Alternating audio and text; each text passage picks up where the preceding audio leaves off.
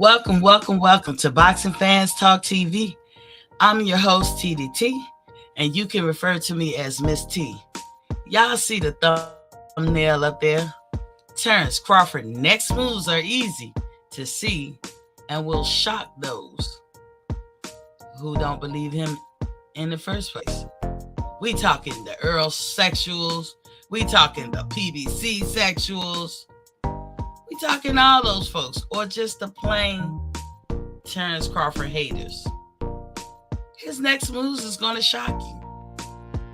And the reason they're going to shock you is because you don't believe in him anyway. You always think the worst. But we're going to get into that and other things.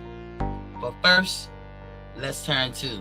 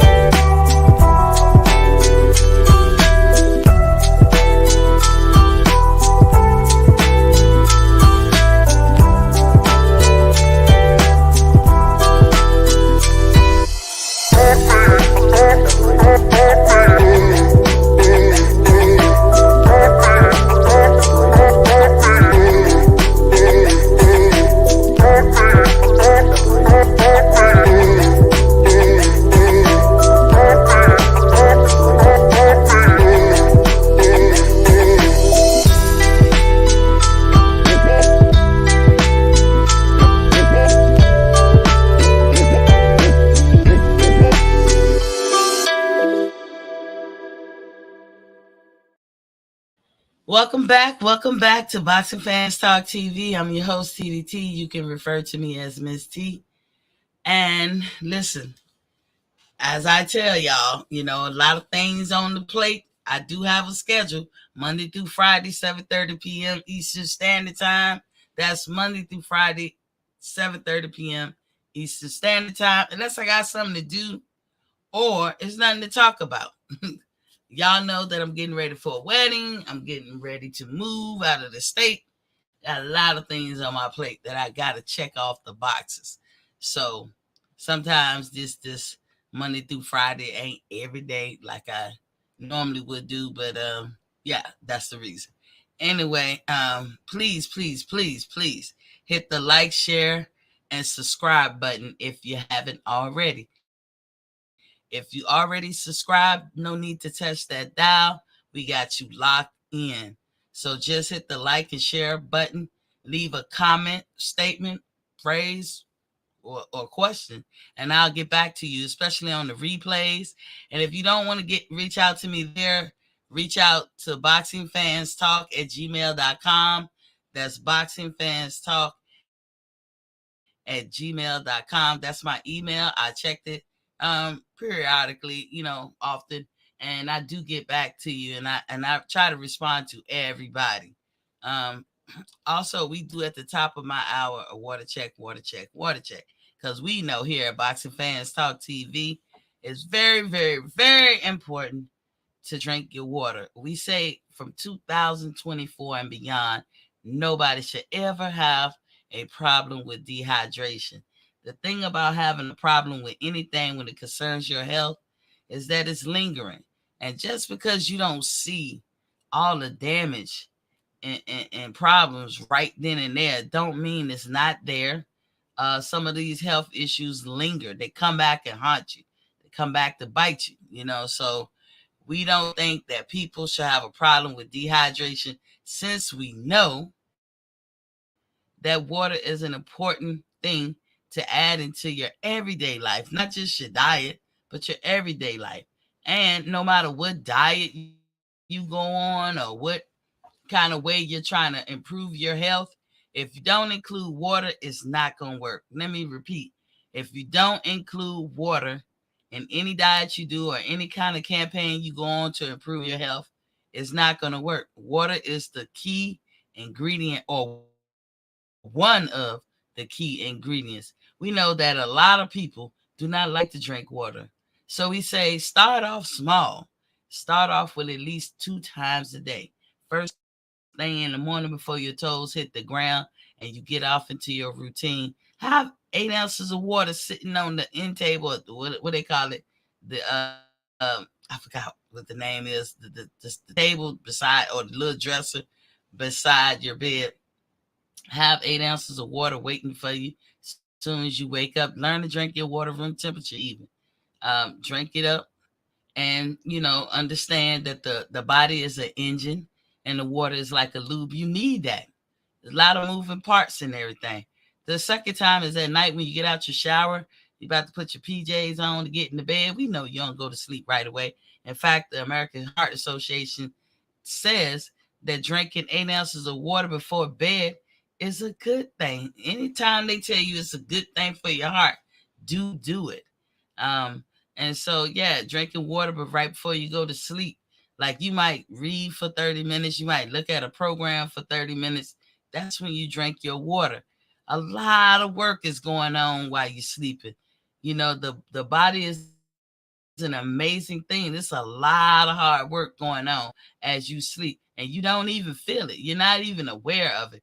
A lot of reads going on, revamping, rebooting, redirecting, recreating, a whole lot of reads. And you need water to help all of that move in a timely and efficient manner. So do drink your water up. And if you want to, try to increase that. You know, Here at Boxing Fans Talk TV, we advocate that the average person shoot for about 100 ounces per day of water. We know that elite athletes drink a gallon or more water per day, maybe more, but we know that that's how they get down. So we say shoot for approximately 100 ounces of water per day. You might not get there. 89 is good, 85, 90, all of that's good. But after all, tomorrow is another day. You can try again and keep trying and keep trying. But if you shoot for 100 ounces per day, you're going to see a change in your overall health. You will even see a lot of weight loss. But you got to let go of some myths about a lot of people get caught up in water weight and all that. And did you know with all that work that's going on in the body, the average human burns between 900 to 1,000 calories at night in a deep sleep. Not a cat nap, but a deep sleep. That's why we say drink your water. You don't even get that in the gym working out. You can go balls to wall in the gym and think you doing something. And in the end of the day, you really only burned about 300 calories. And I'm talking balls to wall. If you do a moderate workout or whatever, then probably 150 calories.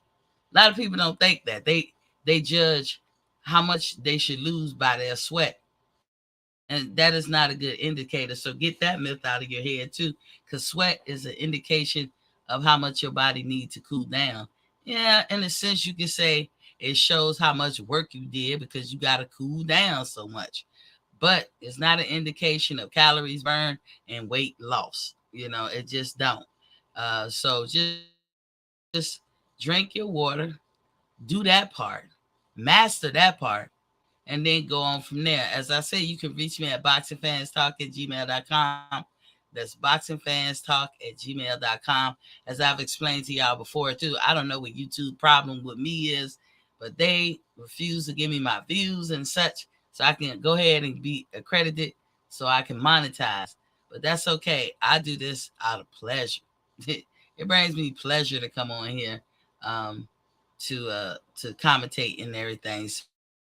So I'll keep doing it as long as I keep liking it. So Let me give a shout out to a couple people that came in here. Golden, BEK, with Mr. Golden. What's popping, King? Said, Lady T, hello, my beautiful queen. How are you? I'm doing well. How are you doing? MD Mills said, facts. What's popping, King? Glad to see you up in here. He also said, that's why a lot of us gain so much weight. Our sleeping habits are terrible. Yeah, and another thing, getting the proper amount of sleep. There's certain things you can do to derail your progress. And I'm really speaking to the choir out there because a lot of people know this, but some people just don't notice they were not able to connect the dots on how your body functions and what you need to do to accomplish any goal that you have with your body. Women, for instance, be plugging away at the gym. A lot of men think that we be quitting all the time, that we easy to quit. But it's not that, men. It's not that. It's us going hard in the paint, along with working and raising your children and managing your house. You be wore the hell out. And if you don't see any, and I mean absolutely any kind of progress enough to shake a stick at, you ain't gonna want to keep doing it. Quite naturally, it's human nature to stop doing something that don't work. And that's what normally happens. But ladies, you gotta understand. It's certain things that men know about. I don't know if they particularly, I don't think that they be hiding it, but maybe they were listening really, really well. Yeah, the stress of it all, Mills. But if you don't have the proper amount of sleep, everything you're trying to do, whether it's your love life, career, raising your kids, or doing whatever it is you got to do per day, you are not going to be successful at that. You have to have the proper amount of sleep. It can even affect your health and give you medical issues. You have to drink the proper amount of water. It'll affect your health and give you medical conditions. Okay? You have to get sunlight because your vitamin D need to be on point so that your calcium can be on point and so that your absorption rate can be on point. How are you going to bring in and absorb the food? Well, you can bring it in by eating it, but how are you going to absorb the nutrients from your food if your absorption is thrown off? And that could be thrown off by not having adequate amount of vitamin D, because vitamin D begets calcium, begets absorption.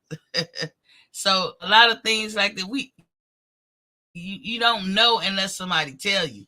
You think you going hard in the paint in the gym, but you ain't drank the proper amount of water. Also, ladies, when you looking for changes to happen in your body from what you're doing, like going to the gym, even boxing, or just having a good regular routine, uh, the reason why it becomes stressful and depressing to you is because you don't see changes. You and, like, for instance, you and your mate can go in the gym. He and you have the same regimen. Of course, his stuff going to be a lot more resistant than yours because he's stronger. But he go in the gym, and in 2 weeks, he's starting to see change. You see the change. Everybody who sees him see the change. You doing the same exact thing. You don't see anything. That's enough to make a person discouraged, you know, um, and want to quit. But ladies, understand, you are designed to carry fat. Your body knows it. It don't matter.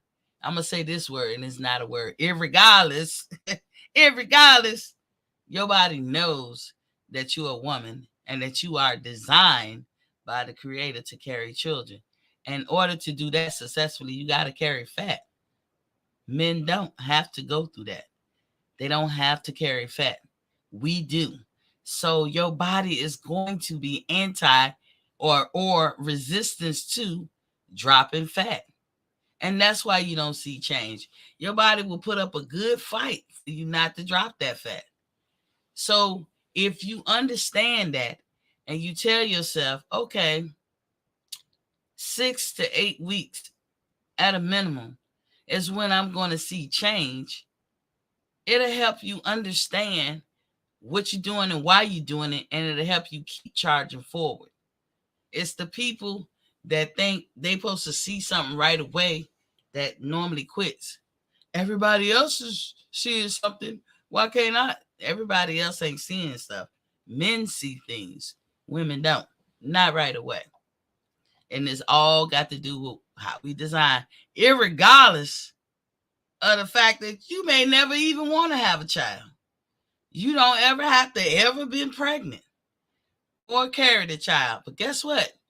That's not how your body designed. That's not how your body thinks. It is being prepared to carry a child. Matter of fact, you be contracting muscles as early as being a baby. That's why we get cramps and all that good stuff. Because we are always in the practice of delivering a baby. We are always in that practice of carrying a baby. We're getting pregnant, carrying the baby, and delivering. Your body always practice that every month. And that's all it knows, because it's registering, hey, I'm a woman. I need these essential tools and resources to do the job that I was designed to do. Whether I carry out that mission or not, that's what I'm going to prepare my body to do.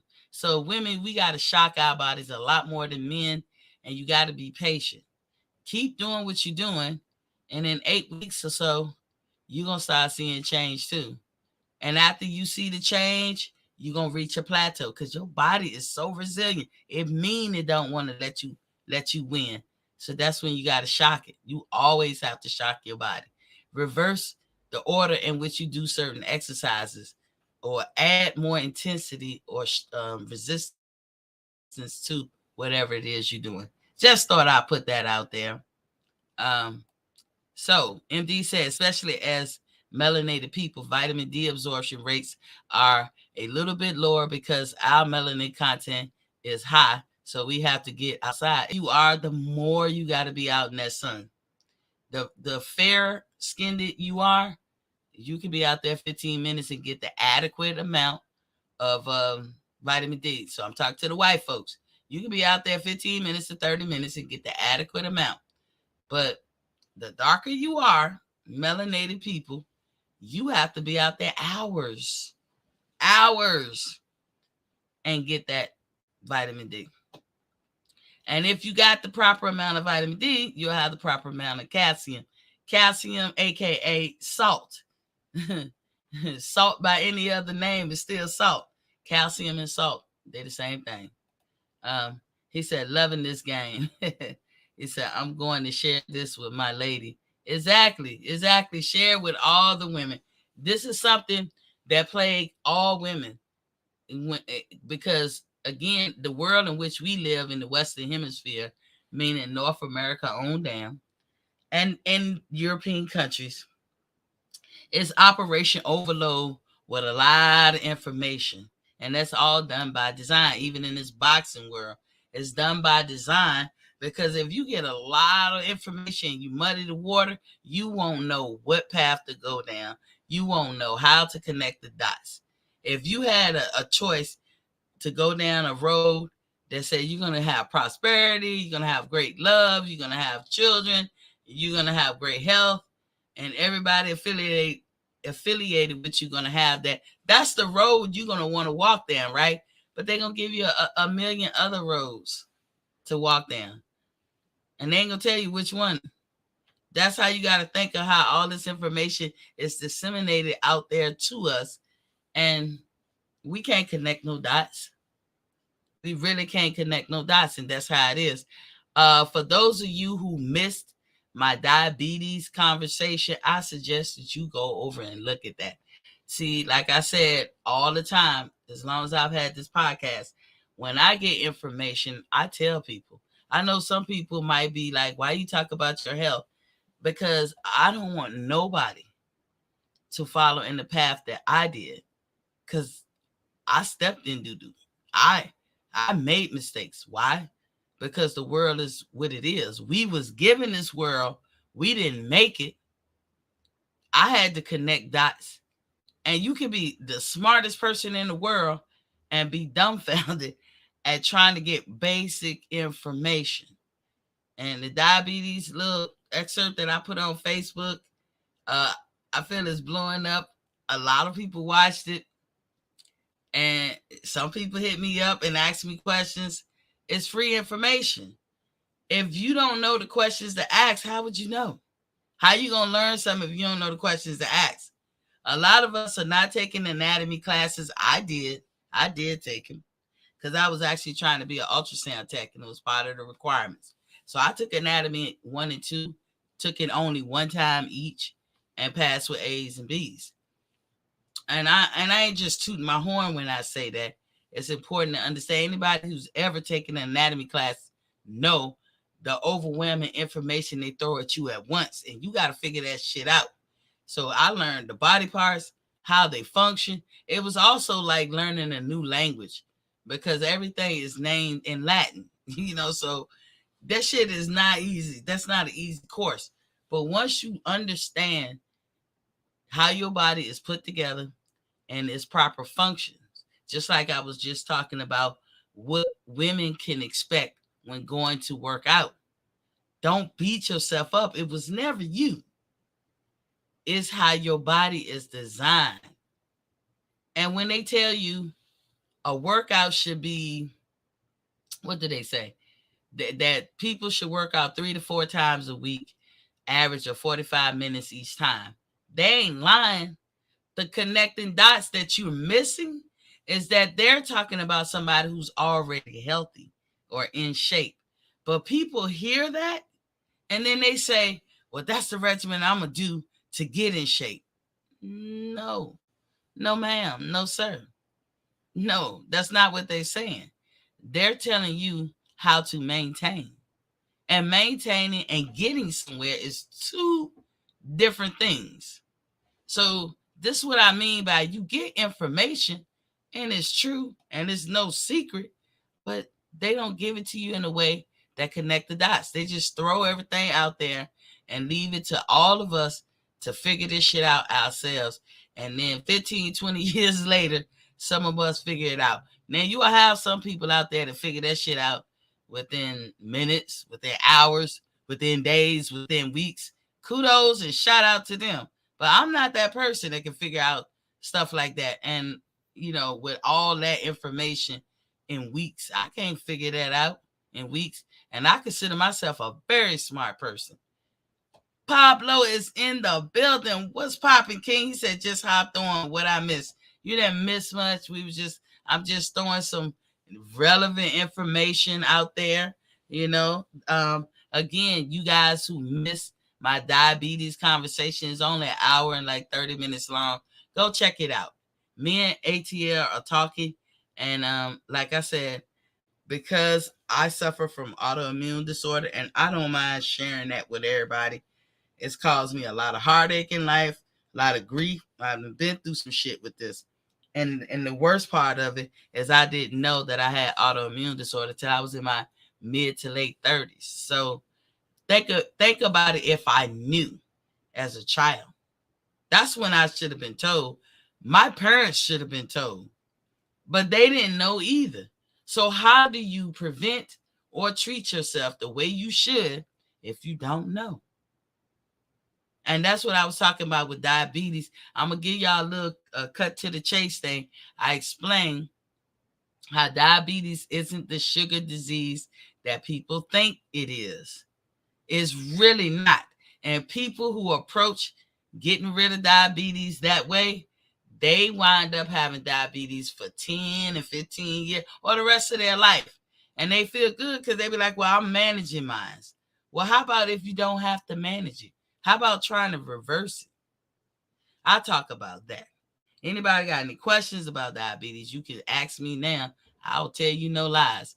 I just had diabetes last week in October last year. I didn't tell the podcast because I didn't really want to dwell on it. I didn't know if I can beat it. It's worse than all the other illnesses that I've had. And I was like, not another thing. But I'm here to tell you guys, I reversed my type 2 diabetes in 3 months. I won't plan. But that's because I approach it the way it was supposed to be approached. I had learned about diabetes before I ever had it. September, no diabetes. October, full blown motherfucking diabetes. I had 798 as a sugar level going into the hospital. I was in the hospital for about a week, and a A1C of 13. And anybody who know about diabetes know that them numbers is not good. But I stand here today with a fasting sugar rate between 80 and 90, but it's between the 80 and 120 mark. My peak sugars after I eat is about 150, 160, and my A1C is 6.8. 3 fucking months. So I know what I'm talking about. I don't try to debate nobody with it. I'm actually living proof that the shit worked because I approached it the right way. But if I listen to all the information out there and go by what a lot of people say and this, that, and the other, I'll be lost. I could be sitting there 15 years later still talking about, well, my numbers be a little bit under 200. That's good. That's good. MD Mills said, I remember a few years ago, I went to get blood work. And when I went to see my doctor a few weeks later, he told me how low my vitamin D levels were. And I work outdoors, yet it was still extremely low. Sometimes it can be like that, MD Mills, because I don't know what your complexion is, but as I'm coming to y'all as a dark skinned sister, and I'm gonna tell you, the darker you are, is you have to be out there consistently for hours, like a lot of hours, sometimes 10 hours and 15 hours of just plain sunlight. But if you're not absorbing, then you might have to take some supplements. You got your D2s and your D3s. Remember, every time you hear the number three, when they talk about medication, whatever, that's usable or active, medicine to make an application happen. If you're talking about D2 or T2 or stuff like that, that's storage.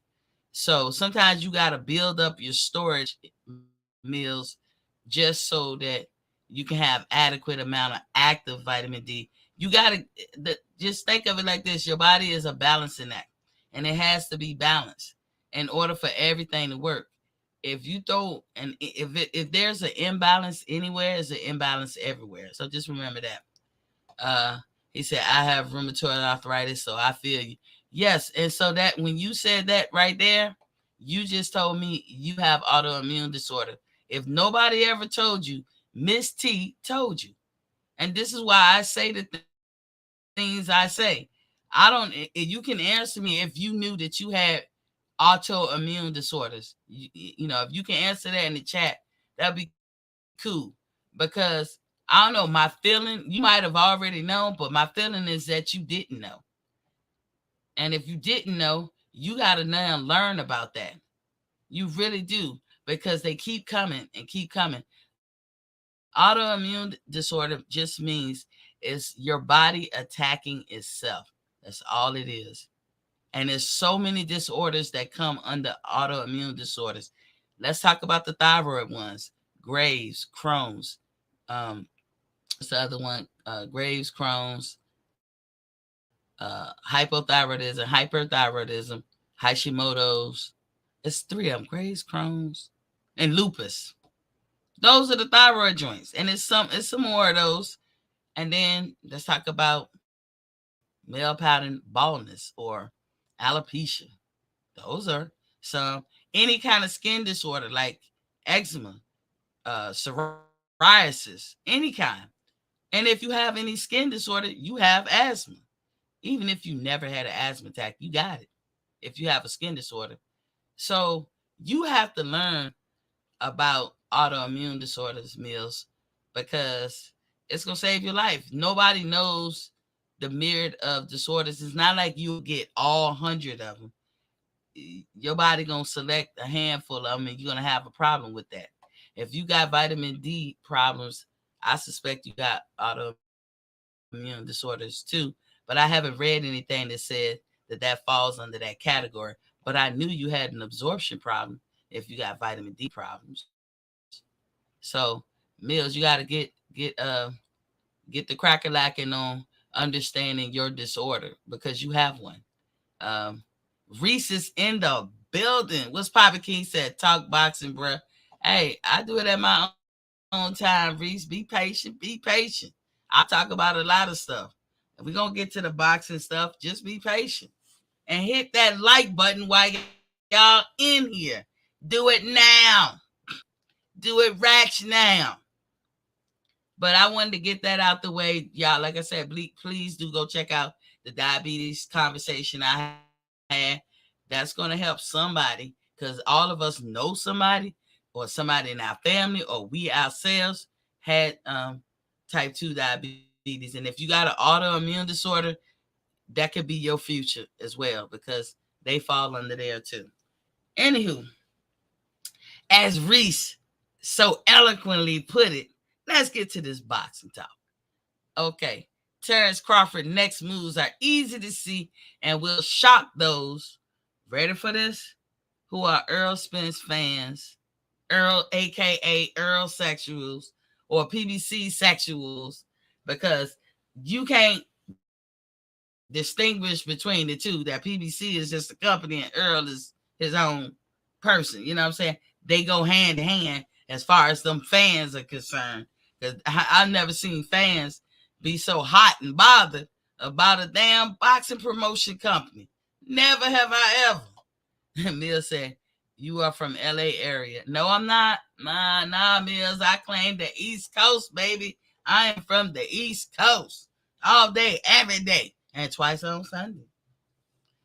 That's in my blood. Never would I ever live over there. And I know they got great weather, but I love the East Coast. Mill said, "You said what's cracking lacking?" I thought only us on the West Coast said that. Nah, Mills, we've been saying that ever since, man. Everybody know how old I am up in here, but I've been saying that shit since I was a kid.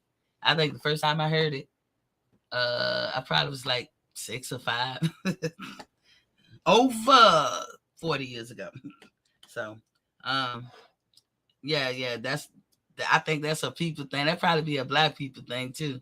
What's cracking lacking? Anyway, about this boxing. So, what Terence Crawford gonna do next? If you listen to Terence Crawford, you know what he gonna do next. That's my main thing to say.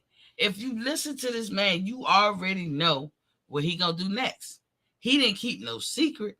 But just like I said with the health stuff, Operation Overload, I done seen in the last few weeks, just in the new year alone, all these supposed fights that Terence Crawford gonna have with these different individuals.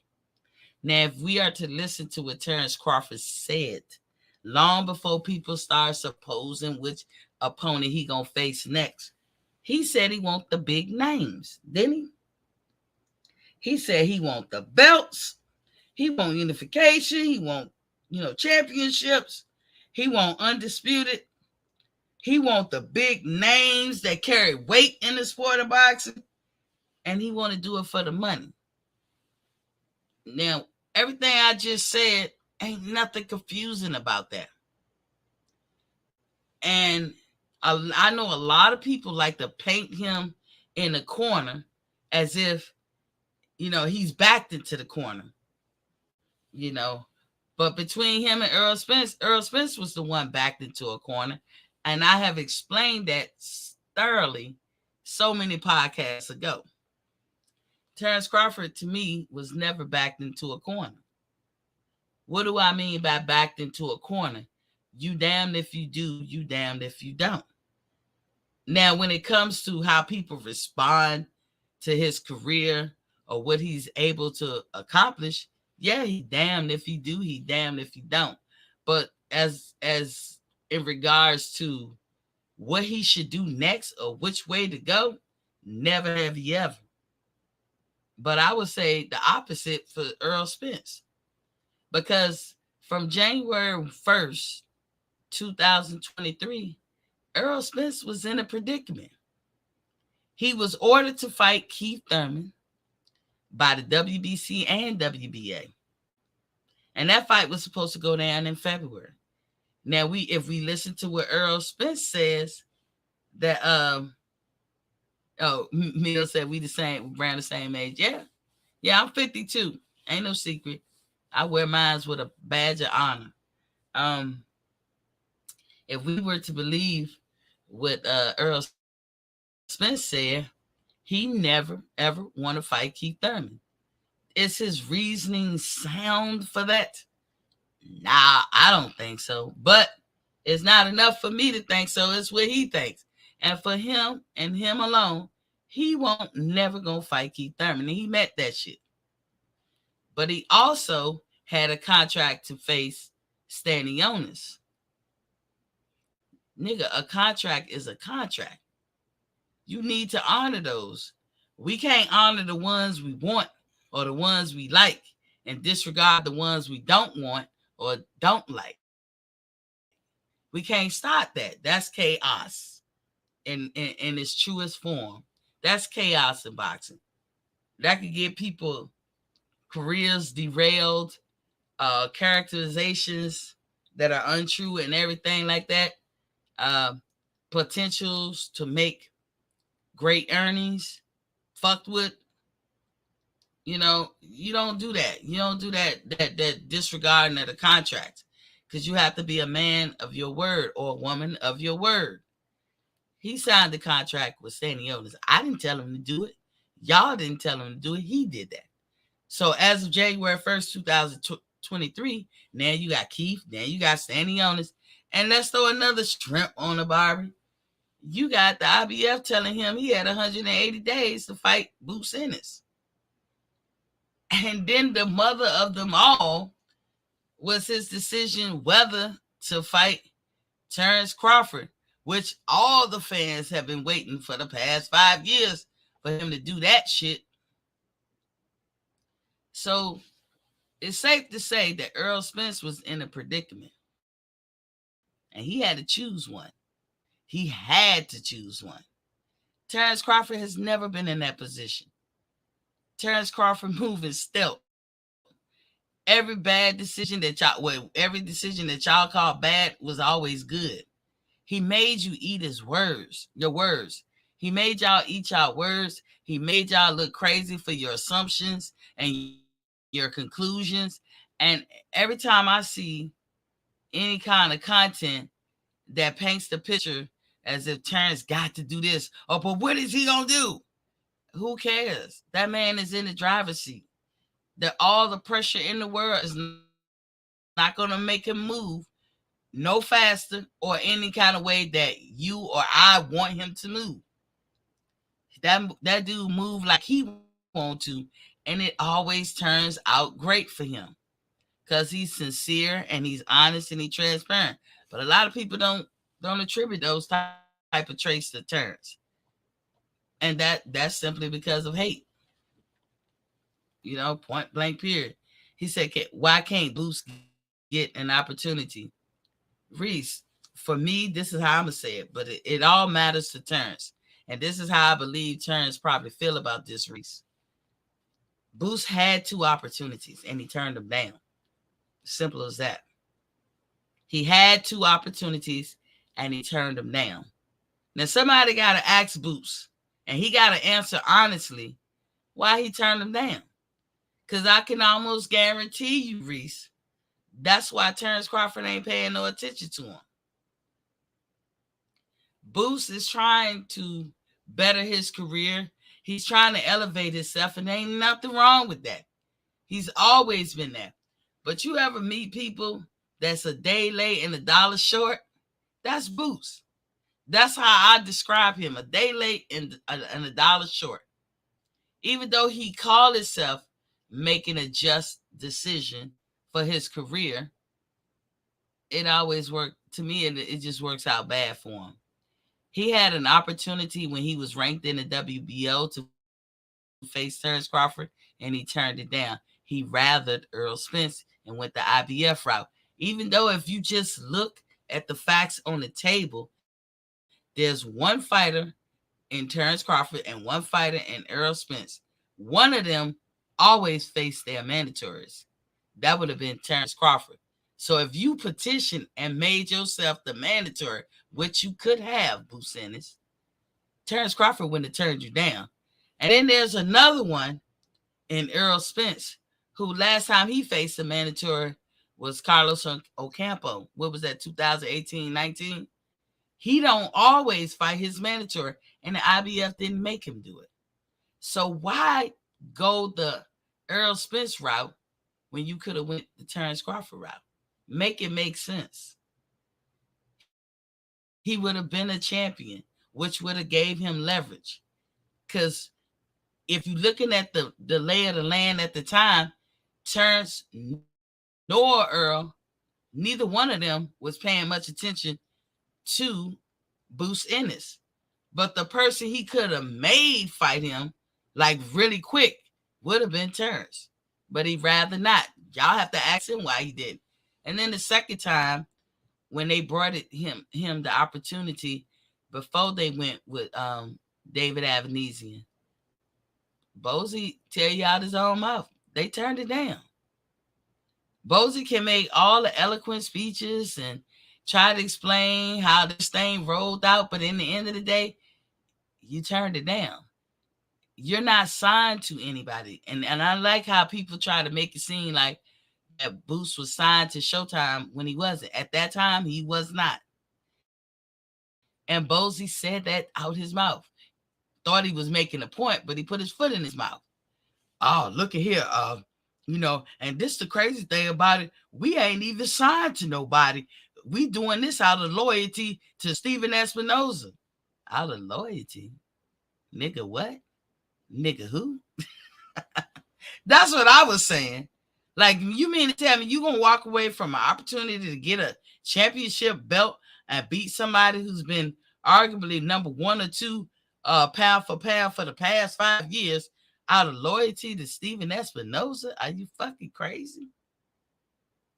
But see, that's that game they was playing because Terence Crawford got an opportunity with BLK Prime.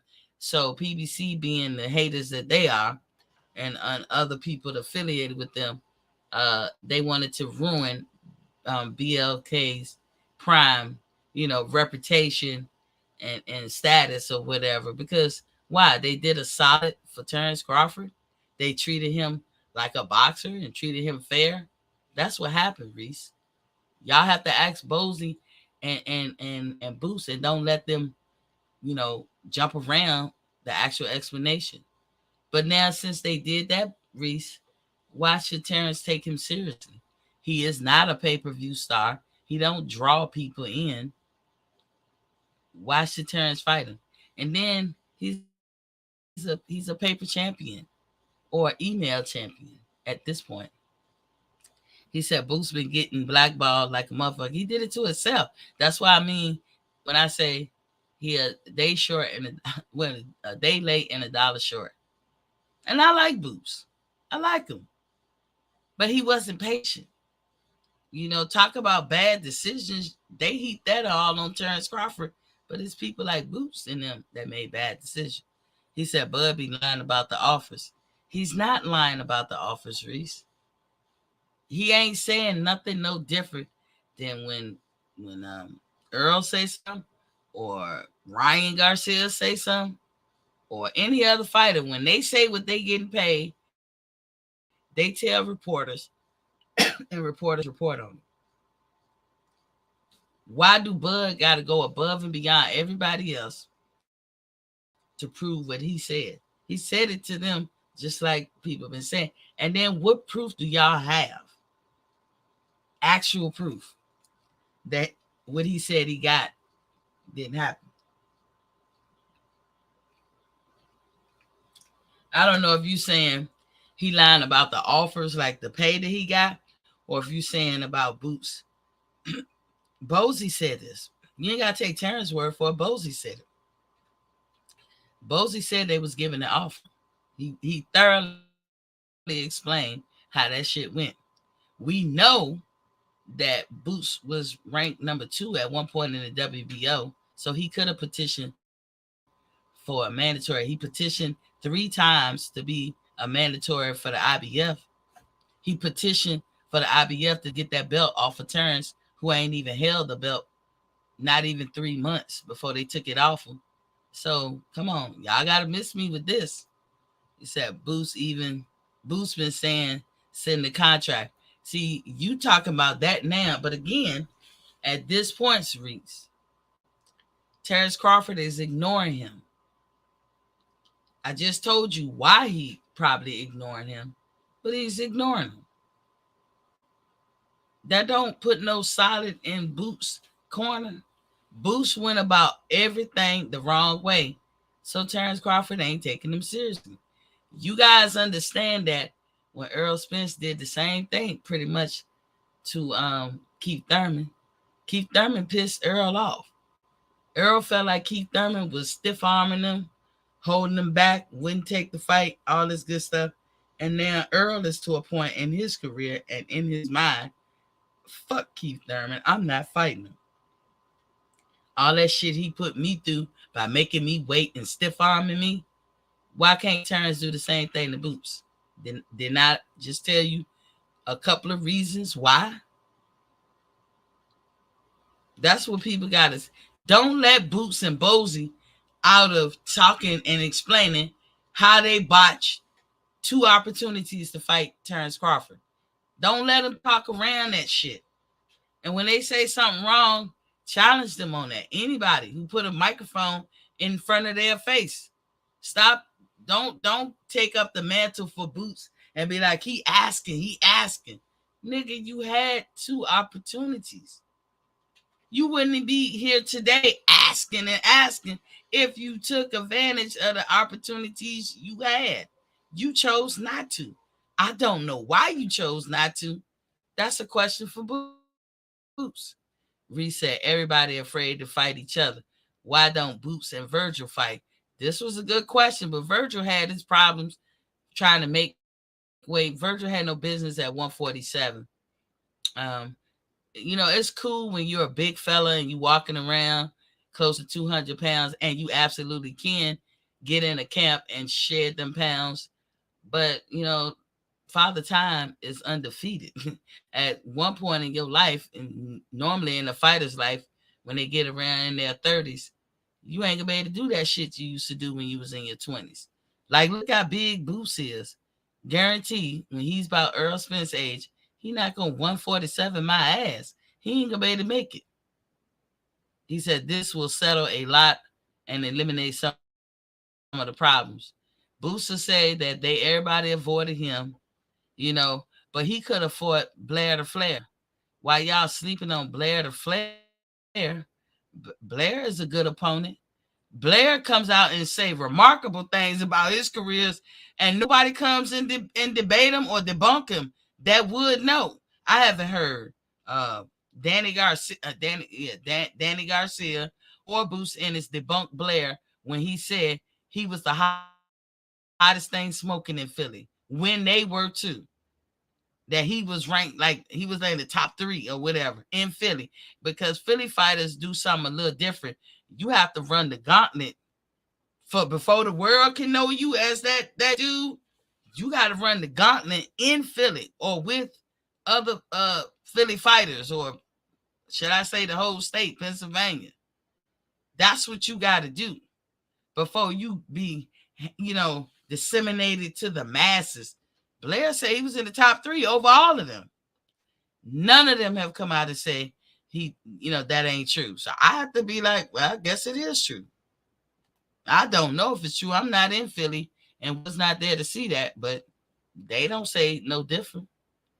When I say they, Boots, Bozy, Danny Garcia, his dad, nobody say no different. And I know this for a fact that Blair begged Boots Ennis to fight him, and Boots Ennis walked away like he was not a factor. He's insignificant. Yet at that time, you have never been champion, nor have you been a pay-per-view star. Why wouldn't you? And then you claim that people be avoiding fighting you. Here's a guy that said, let's fight, and you avoided him. Now, you might have your reasons, but that ain't good enough. You can't have it both ways. You can't say people avoiding you, and then there's people that's asking to fight you. You can't act like they significant, and you ain't won a belt or did one pay-per-view at that time. And that's on tape. Everybody's seen that. Mills said once it came out that Bozy said call Steven Espinosa Bud, stop taking him seriously. Probably. But I think Bozy also said that they reached out to Steven. I don't know what could have went back and forth. Steven Espinosa, PBC, all of them, they never liked Bud. They won't never willing to give him a fair shake anyway. So Bud ain't gonna spend a lot of time trying to pony up to them and beg them and shit. Uh, Mill said Crawford is the type of dude that jumped into an opportunity to get first when he needed to.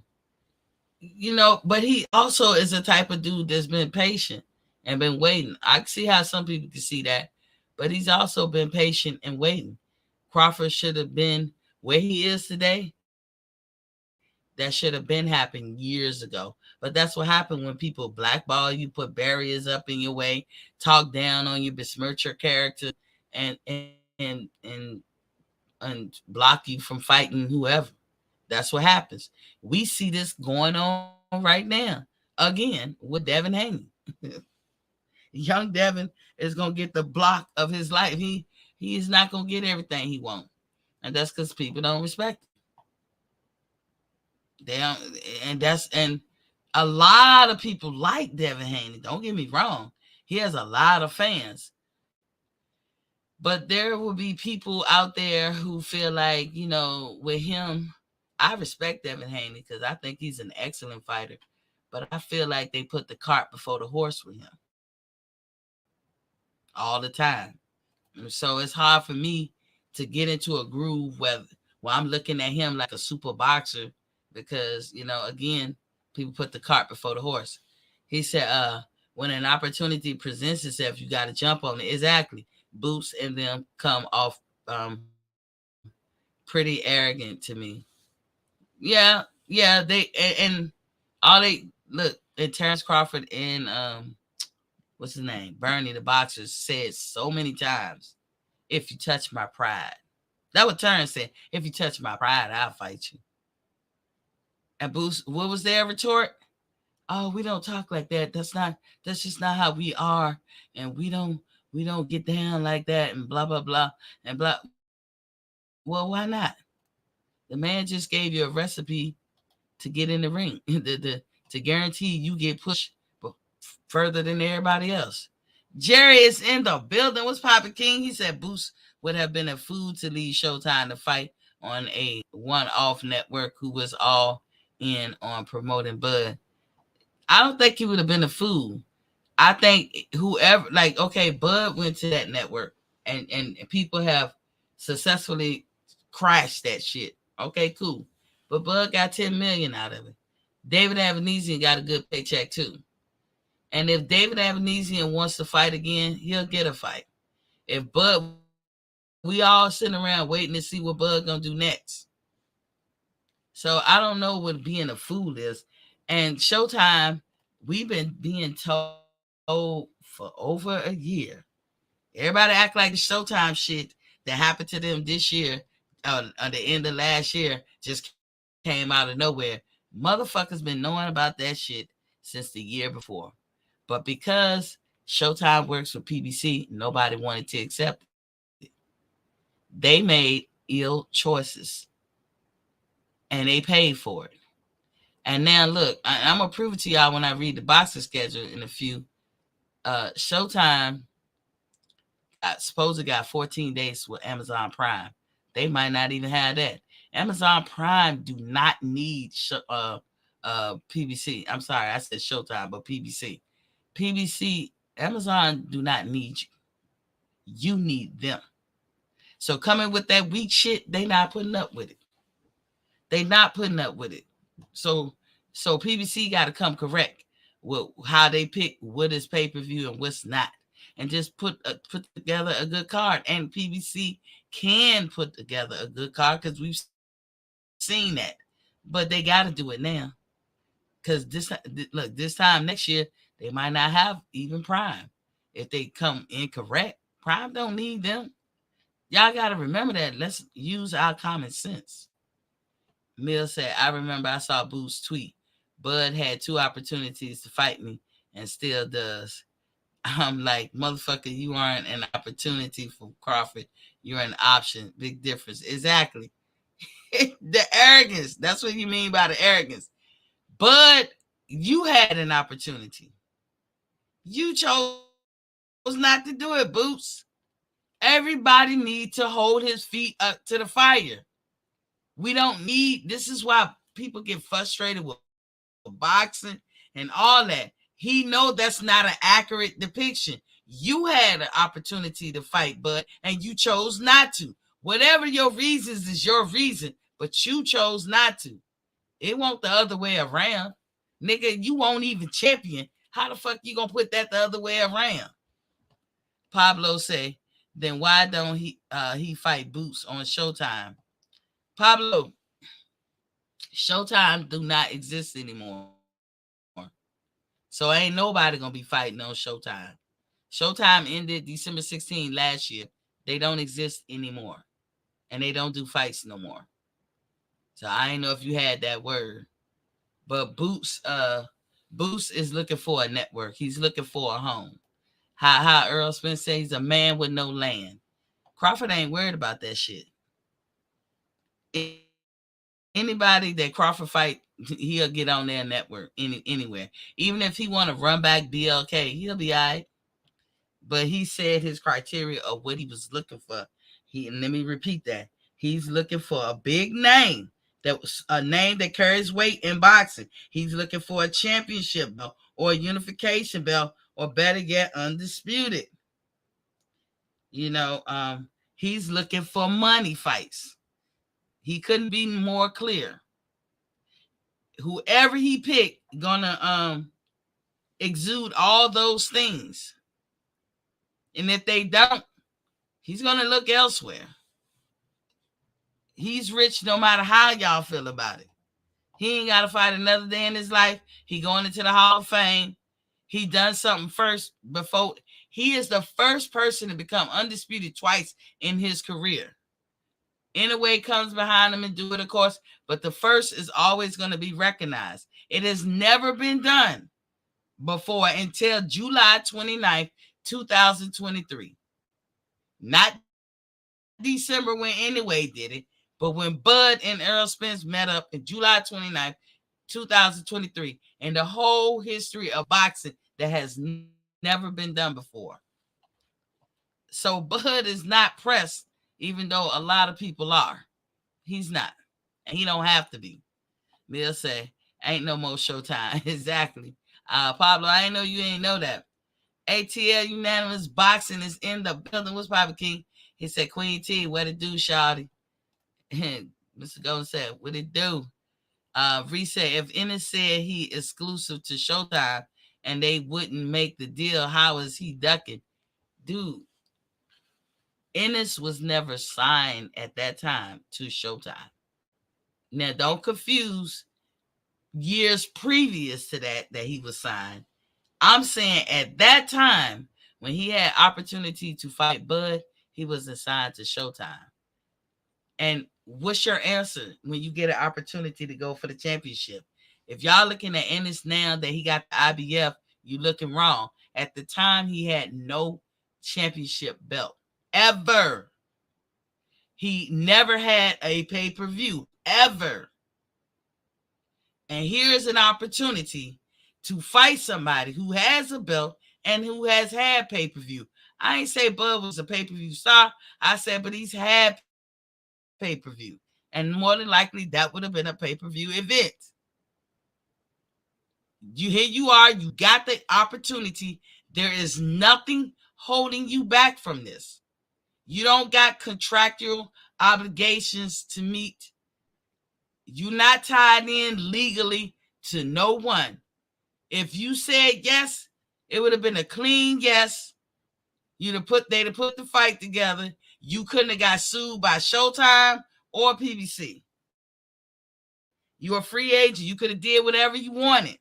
That's why it's ducking, Reese. That's exactly why it's ducking. Because you could have did it, but you didn't.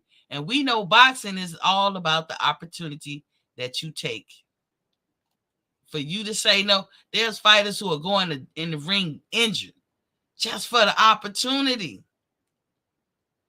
Boxing ain't like a lot of things in life, like, oh, I passed that up. You want to be a school teacher, you can be like, oh, I passed this school up. I'll get on with some school, with any school, but that school. You can do that as a school teacher if that's what you're trying to do. You can pass up the military, be like, you know what, I think I'm going to try my hand at college first, or maybe a sport before I try to go into the military. Because the military is always there. But boxing is not one of those things. Football, basketball, and other professional sports. When you get an opportunity, the answer ain't no. When you get drafted, when they have them drafts and somebody per se get drafted to a team they didn't want to go to, but no other teams wanted them, but that team wanted them. Do you say no? I'll wait till next year's draft. Or do you get your foot in the league? Get your foot in the door. That's how boxing is. And that's the opportunity that Boots had. There was nothing legally holding him back from making that deal. He was not legally obligated to fight on Showtime. And that's out of Bosie's mouth. So, what else can we call it? Ducking. Unless y'all want to stick a mic to in front of Boots and ask him if he came on here, I asked him straight up, why didn't you petition the WBO to fight Crawford? You would have got it. If Sean Porter, who was third in line, could get it, you would have got it. Virgil turned it down. That's as per the WBO president. He was number one. So, Boots, you could have got it, but you chose the IBF route. You rather Errol Spence. Even though you know Errol don't fight his mandatories at that time. That's what we could say. Errol was not fighting his mandatory, but Crawford fought all his mandatories. Who cares which champion? You would have been a champion. And it would have been you and Errol fighting for the undisputed, not Crawford and Errol. If you could beat Crawford. I don't think you can, but if you could beat him, you would have had an opportunity to try. And it could have been you and Crawford on BLK Prime, regardless of how people felt about it. You would have got a nice check. David Avenesian did. So all you had to do is say yes. You don't pawn the decision off on somebody you're not even legally in bed with. That's crazy. Mill said the problem is these dudes don't like Crawford, so in their minds he's supposed to forever be at their beck and call. He's not allowed to move on. They hurting themselves. Mr. Golden said, Reese, he wasn't even exclusive with Showtime. His daddy said that they was loyal to Showtime. Exactly. I was just explaining that, Mr. Golden. You exactly right. And that's why we say it's ducking. Mr. Smith said, it's also the politics of the welterweight division. PBC had them belts on lock for years, and they ran the politics. Yeah, it's always them upper suits. I said upper suits, empty suits. Y'all hit that like button right now. Right now, hit that like button. Hit it. I would be by boop, boop, boop, boop, boop, boop, boop. Hit it. Y'all Leroy. Anyway, hit that like button, y'all, right now. And if you never hit the subscribe button, please do. Please do. Do your girl a solid. Just press the button. Bing. I should put on the front of it, on the thumbnail, like, please do not touch. That always makes somebody hit it, don't it? Jerry said, question for me is, Boost is Buzz Mando. So is Bud going to fight his Mando or give up the strap? Jerry, that's a good question. That would be, for me, how I see it, that would be totally up to Bud. He don't prove nothing or gain nothing by fighting Boots. What they gonna say? You avoided him. You did what can they say? Bud was an undisputed champion at welterweight, and they'll never change that narrative. You can never change that. Boots trying to be that. Bud can drop them belts, and I'm sure Boots can go around and collect them. And Bud don't have to fight Boots. He don't. We don't know what's gonna happen because y'all ready for this? Y'all ready for this one? If y'all don't take y'all ass over to AskMeT51.com and get this shirt, I get a lot of compliments on this shirt.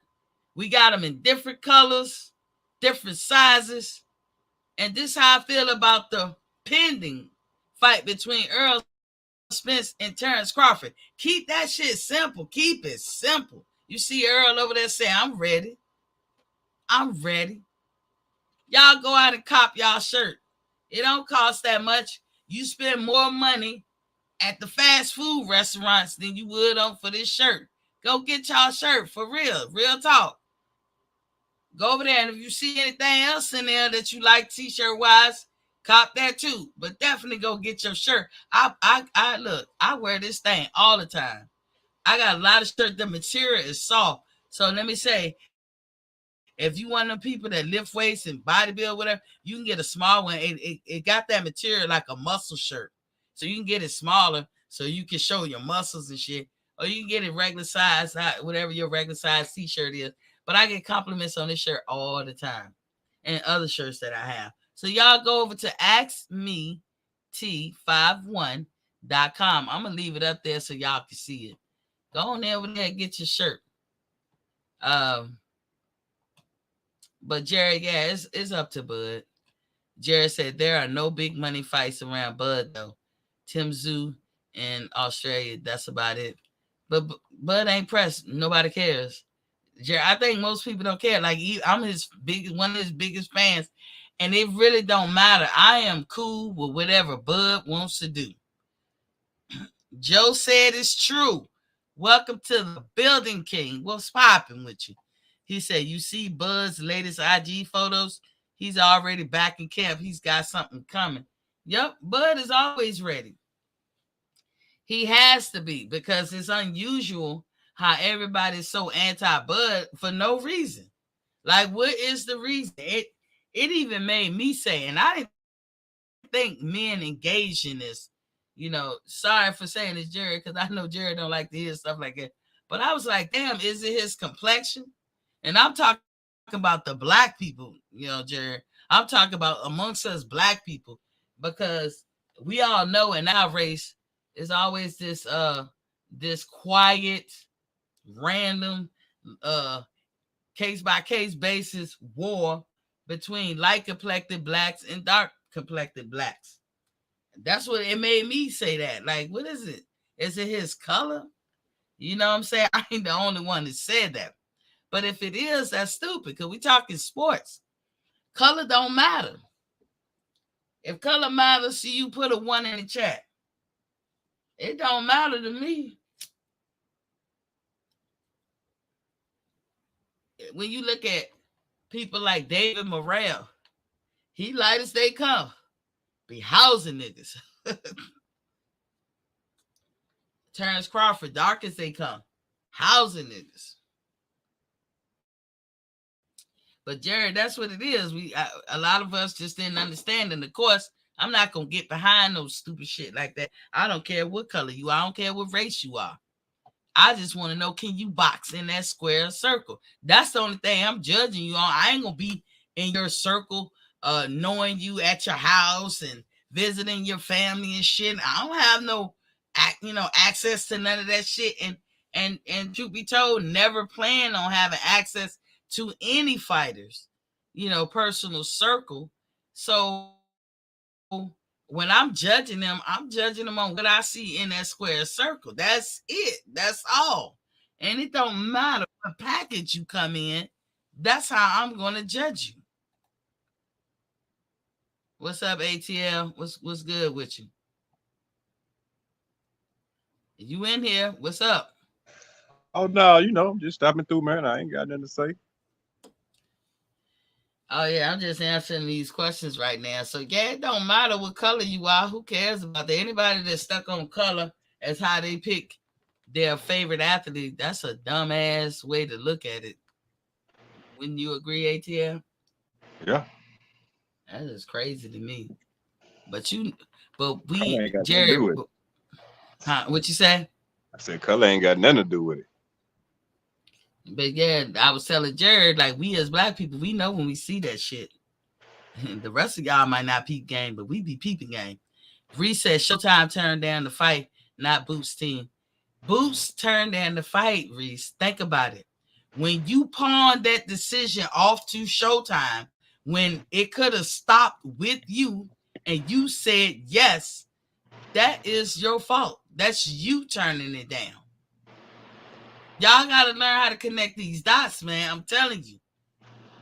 If I'm responsible for my career and somebody comes to me and give me an opportunity and I pawn that decision off to somebody else, I turn that shit down because I put my career in somebody else's hand to speak for me when I could have spoke for me. Y'all don't see that? Hey, how about you, ATL? You don't see that? Yeah. Speak for me. It's that simple. It is that simple. You can weigh in on anything, ATL. I'm trying to see Hey, who do Jerry. you think who you think Crawford gonna fight next? Oh, honest to Besides God, besides I guess whatever he Tim signed Zoo. the contract with Earl, like Tim Zoo. Yeah. I can't get past this T-shirt right here. I can't get past it until it happen. Until the day happen that they pass it up, then I'll believe it. But I I think it's think gonna he's happen trying to again hold soon. out to Canelo. I Yeah, I I think I think. I think it's gonna Go happen ahead. because now you got all this speculation coming up now about this and that when we ain't hear nothing for months. You know what I'm saying? So basically Exactly. that's what gets fights started up. People speculating and saying this and that, and you know how it is. Just like when Deontay Wilder was out for a minute, and when he Yeah. came back, it was certain shit people were saying, and like he had excuses and stuff, and then next thing you know, they got their second fight and they got their third fight. You know what I'm saying? So I think it's coming. I just don't Yeah, know when.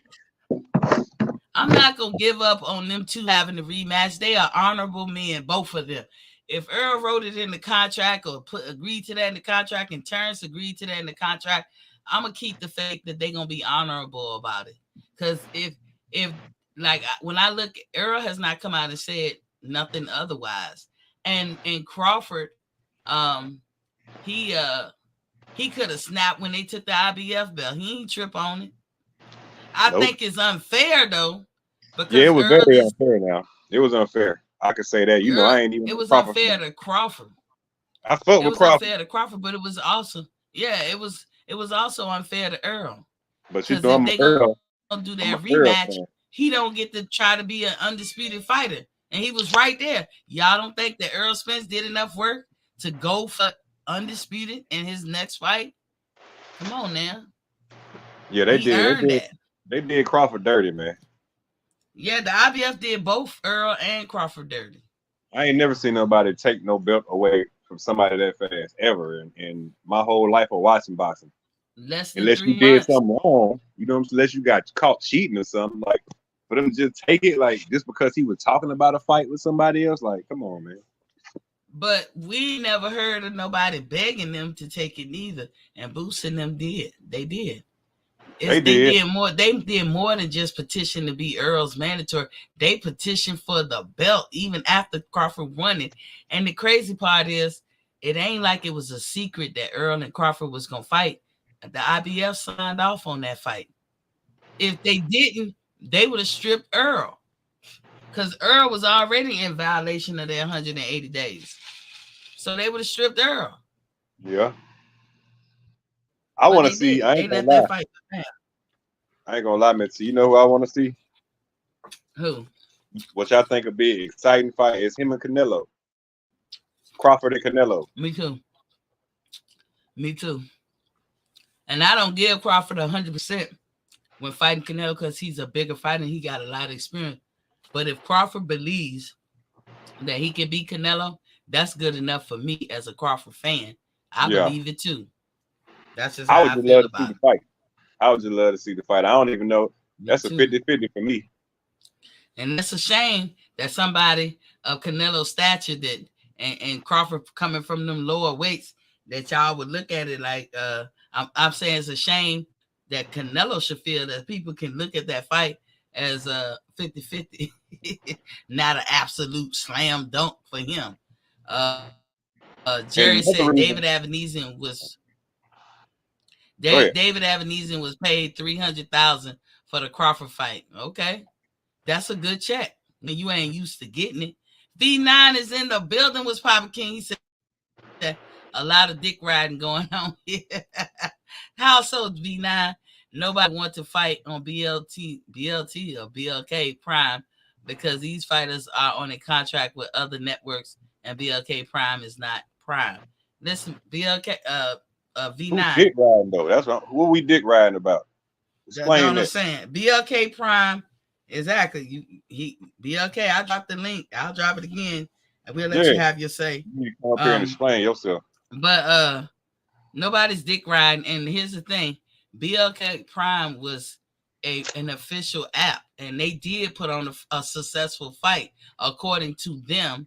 There the link And go. they had sponsors.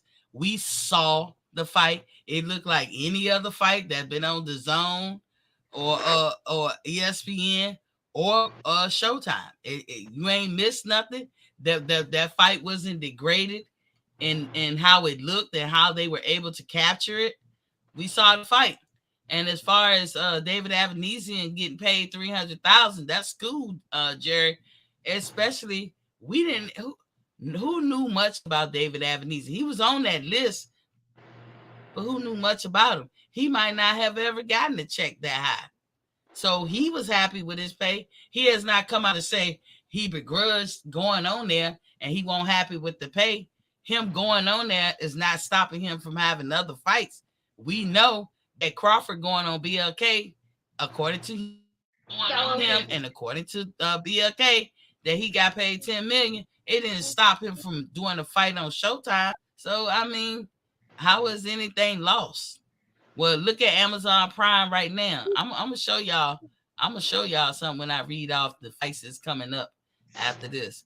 And Amazon Prime got PBC having 14 dates, but it don't look like PBC honoring them dates because I can read off all the fights that's coming up in the near future, and I don't see PBC on that shit at all, or Amazon Prime on that at all.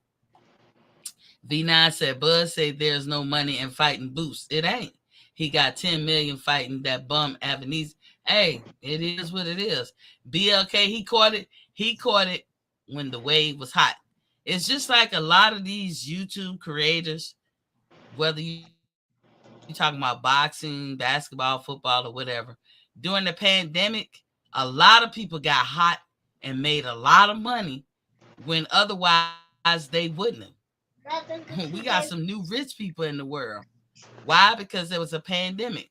That was the time to get your YouTube channel on. That was the time because everybody was stuck at home, and most of the TV has gone down in viewership because they keep playing the same shit and they're predictable. Yeah, So what's hot nowadays is YouTube. I rarely even look at a TV show. Rarely. for real. I'm always on YouTube because now they show you don't have to be choreographed to the T to run a show. You can be unorthodox and common as you want to be to have a successful That's some bullshit. podcast or something and make money doing it. So what I gotta say to them, they caught a wave. I wish I did. A lot of people with drop shipping caught a wave during the pandemic. I wish I knew. They millionaires now. Yep. Otherwise, wouldn't have been a millionaire. So that's how I look at Crawford going to BLK. If the hate won't so real on Crawford and anything that he do and anybody who help him, BLK could be a real force in boxing. Because that's what their plan was. They was gonna put on boxing shows, but the hate came and shut him down successfully. Now I bet you. Now look, PBC will never eat their words and go get with BLK because now a lot of people will have to eat their words. But it is a valuable little app to be on. They got their shit together. They have proven and showed that they can put on a whole fight card with few mistakes. Ain't it looks the same as if the Zone did it. It looks the same as if Showtime did it or ESPN did it. Probably the same type of cameraman or the same cameraman themselves. He said he got 10 million fighting that bum Avanese. I'm sure they will make more fighting boots. Not necessarily. Not necessarily. Ain't nobody pressed. Boots has never had a pay-per-view. So in that respect, David Avanesian has more credibility in doing pay-per-view than Boots do. That's how you have to. That's another reason why I said Canelo, because that fight would be a bigger draw than Boots. You know what I'm saying? Everybody, of course, I want to see Crawford versus Boots, but that ain't what everybody's looking for right now. You know what I'm saying? Especially at the status he at right now, what he just done, going to fight Boots, it ain't gonna do nothing but bring his brand down. You feel me? Why should he look back at Boots? Boots is an email champion. He never fought on pay-per-view, and he turned down the opportunity twice. We understand that when Keith Thurman turned down the opportunity for Earl to get in there, Earl is to the point at this point in his career, I ain't never fighting Keith Thurman. Y'all understand that, but you don't understand Crawford feeling the same way about Boots. I don't get it. Yeah, and then they older. They older, so it's really like time, you know, last couple of more years, time to feed your family. You know what I'm saying? You can't be out here playing. Yeah. That's going backwards. It's going backwards. You know Boots has never been on pay-per-view, and the only championship belt he got is through the email. Come on, Shotty.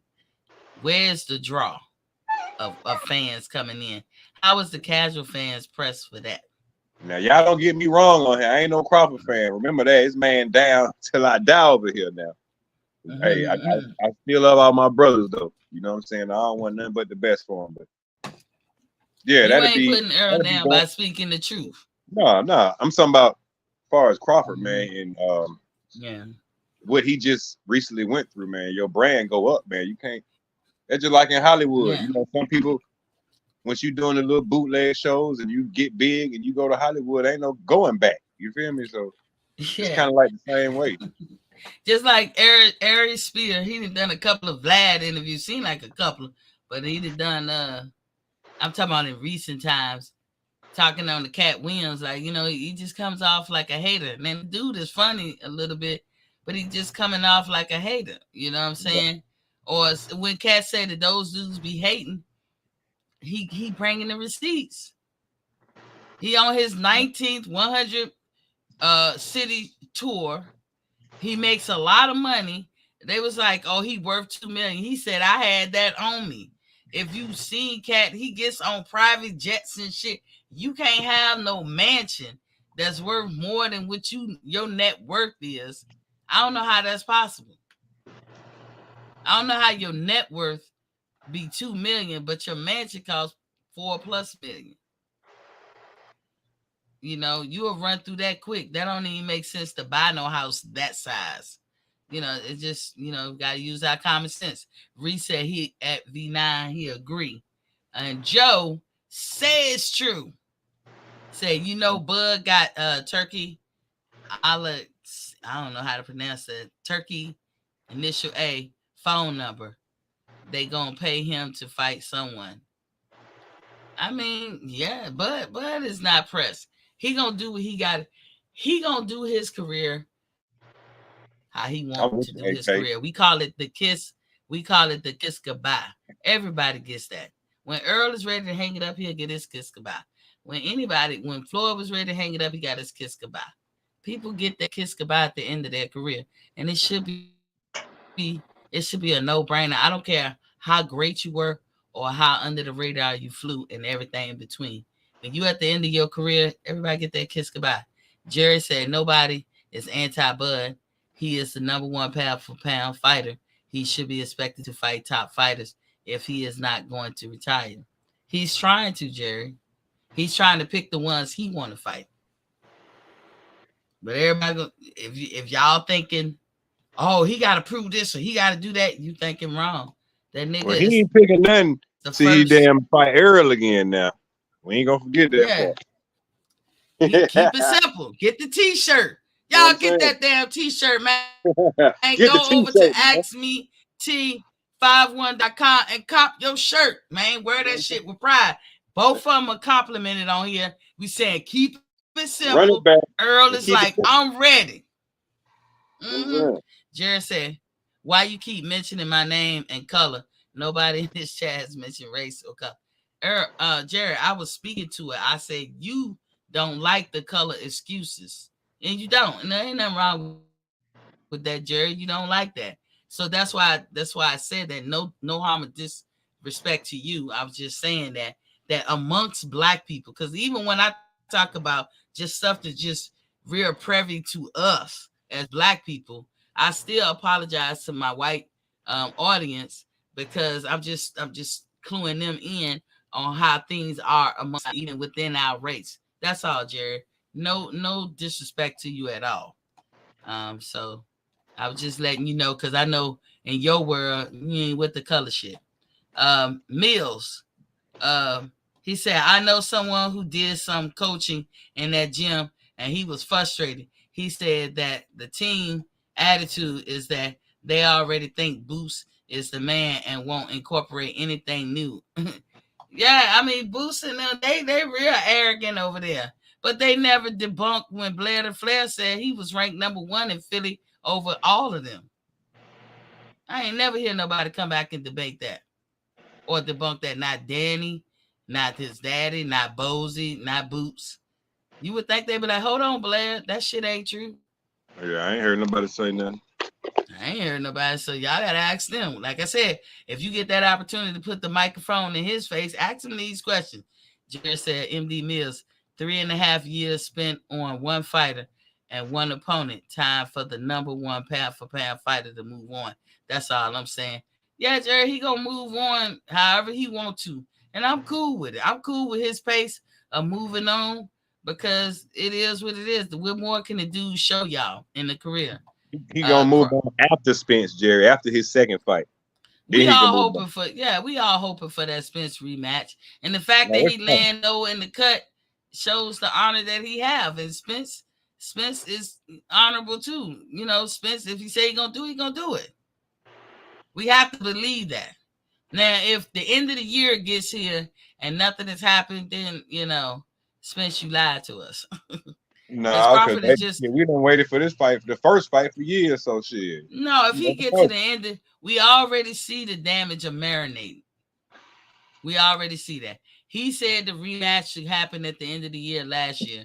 That's what Spence said. Well, now he got his surgery, so it's pushed back a little. Dreams deferred.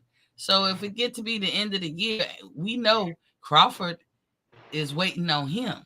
Ain't nobody waiting on Earl Crawford. I mean, ain't nobody waiting on Crawford. You had to throw We that out yeah, I had it wrong. I had it backwards. there. Mill said Crawford is back at the UFC Performance Center that he used to train for the Spence fight.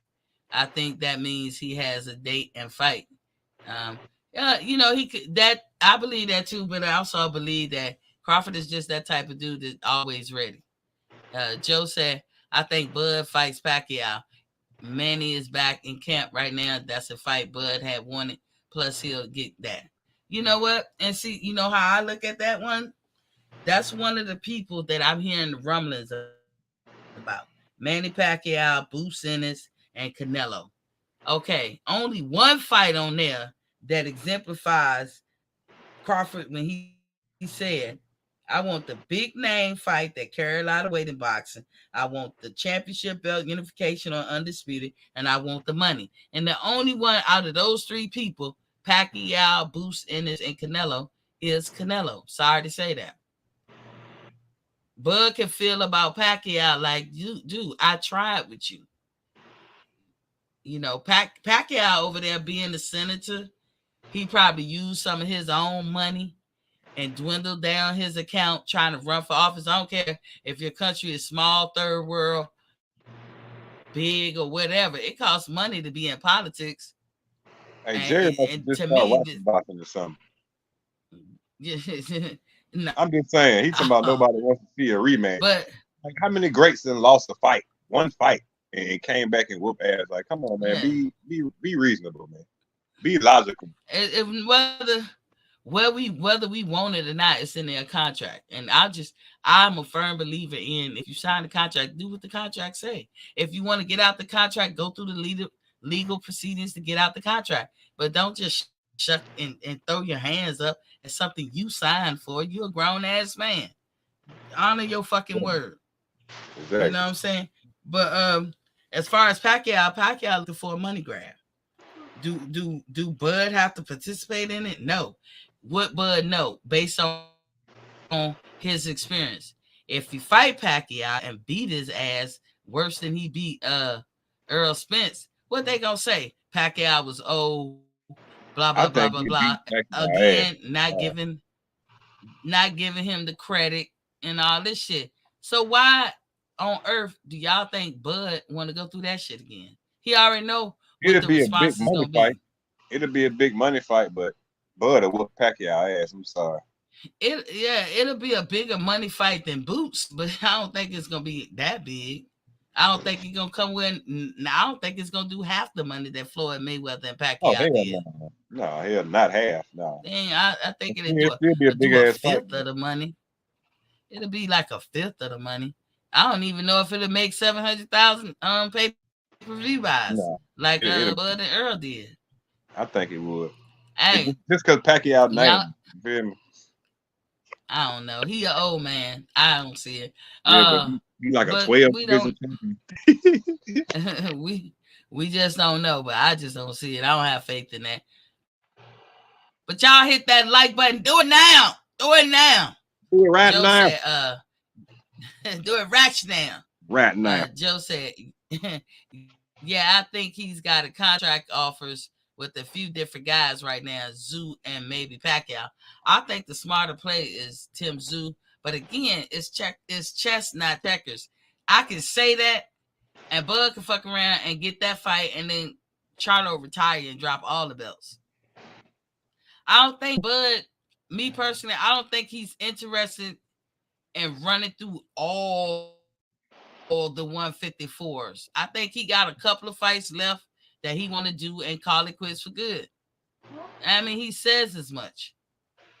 But people gonna avoid because they gonna hope they want to see him fall off, and then they want to jump on the bandwagon. But here's the problem: Bud lives a boxer's lifestyle. He treats his body well, and he hasn't taken much damage in fighting.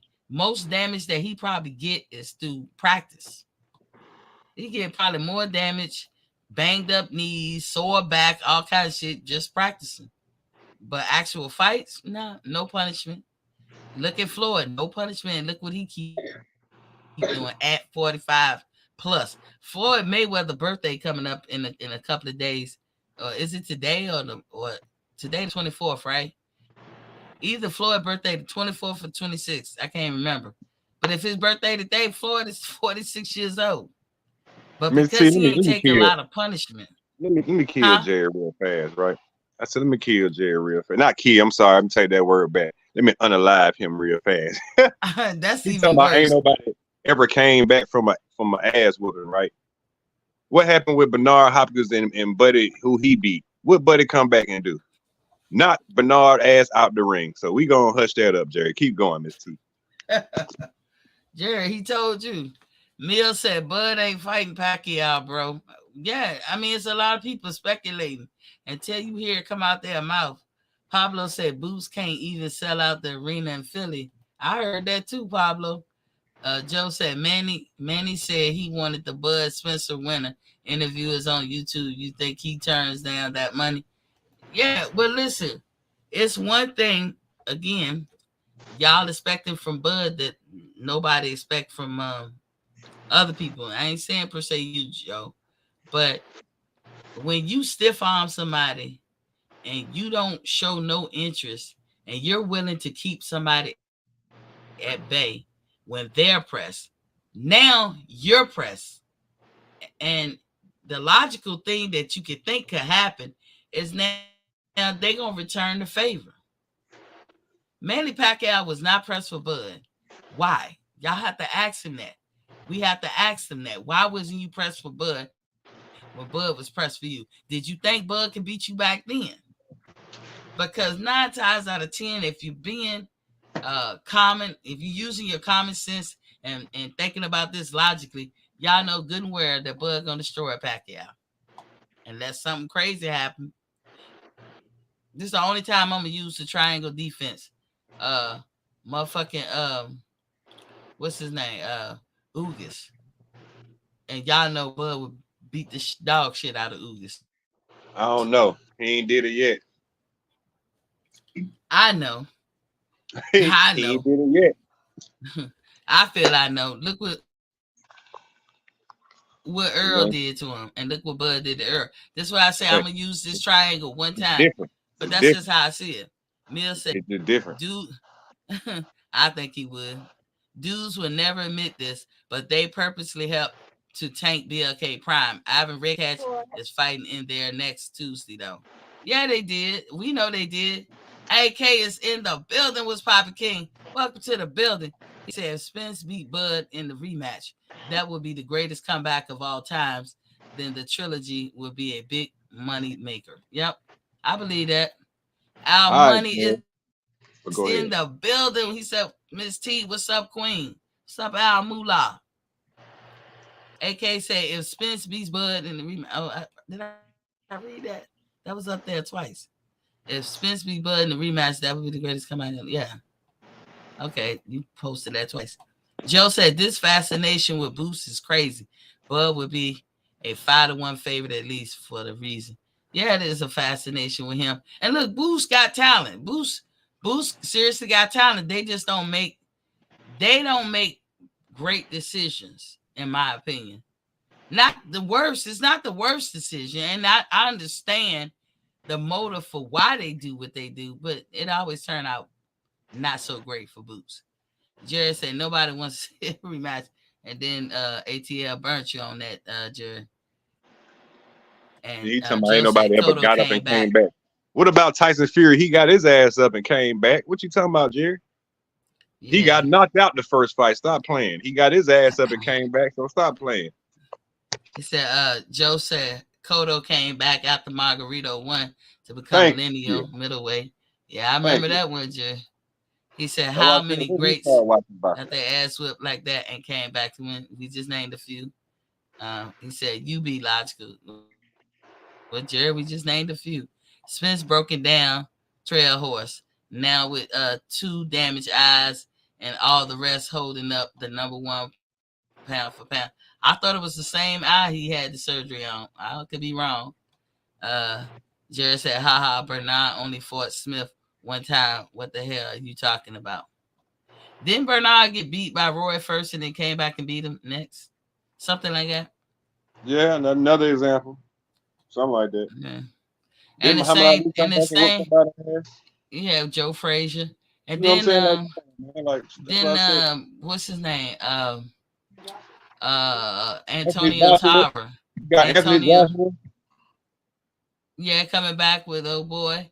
And then Antonio Tarver and Roy. Man, Whole lot of times, Jerry. don't become a Jerry troll, Jerry. said, We own you. that's what you call kill. Haha, laughable. Maybe include a factor to who is Buddy, by the way. Jerry, don't stop being sensitive. it We all love Jerry. You know Jerry is a ain't nothing but partner love, Jerry. But you know part Jerry of be the sensitive boxing sometimes. fans talk TV. But Jerry like to talk shit, and that's good. That's good, Jerry. And It you know helps he me gonna with my talk shit for show. about 3 hours. Dan Tan is in the building. What's popping, Kings? That's Salute Queen T. You heard me, Yeah. T? So He gonna talk what's shit for that? about 3 hours. Yeah, Jerry probably like that. Jerry, look, I tried to get that phone back. I What don't it know do, what to Dan? do. I've tried everything. I can't get that phone thing back up. But Jerry, you got to get with today's technology. I know.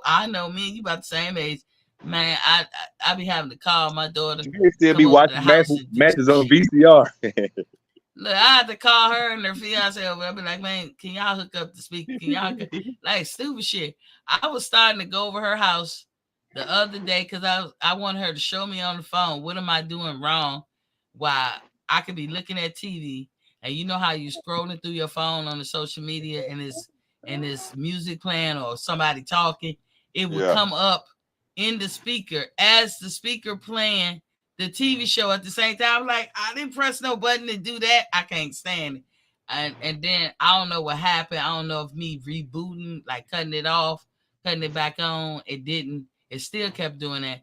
But some kind of way it took it off. I don't know how.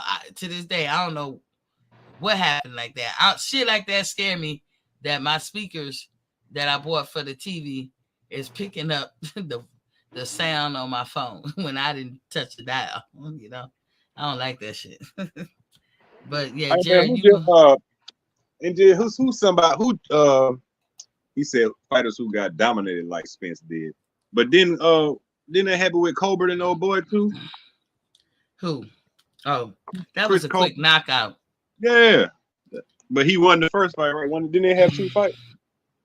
I think he won that first fight with that guy, and because he outboxed Chris Colbert, ain't got no business going up in weight. He's too little.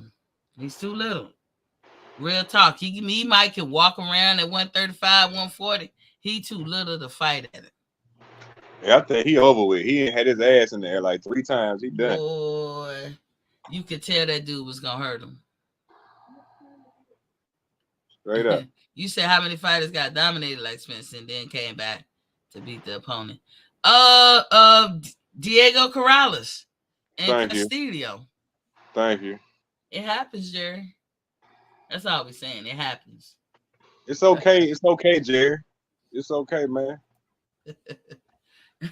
Dante said You Terry gonna Norris. see that fight again, Jerry. It's coming up again. You can't run from it. It's in ink. He said Terry Norris got stopped by Simon Brown, then won the rematch by decision. I think Jerry was asking within the fight. Motherfucker What he Corrales was and trying to say Castillo. is who got their ass beat that bad and came back. That's what he was trying to say. Yeah, Am and I right, Jerry? Corrales almost got his ass whooped, but he came back with a haymaker. Boom. And that's a good fight right there. That was a woof. Jerry said I have a tanned T tower right behind my house. It causes real bad audio on my phone in the house. That's why I called in. Well, oh, okay, Jared, you got a tablet? No, I ain't being funny to you.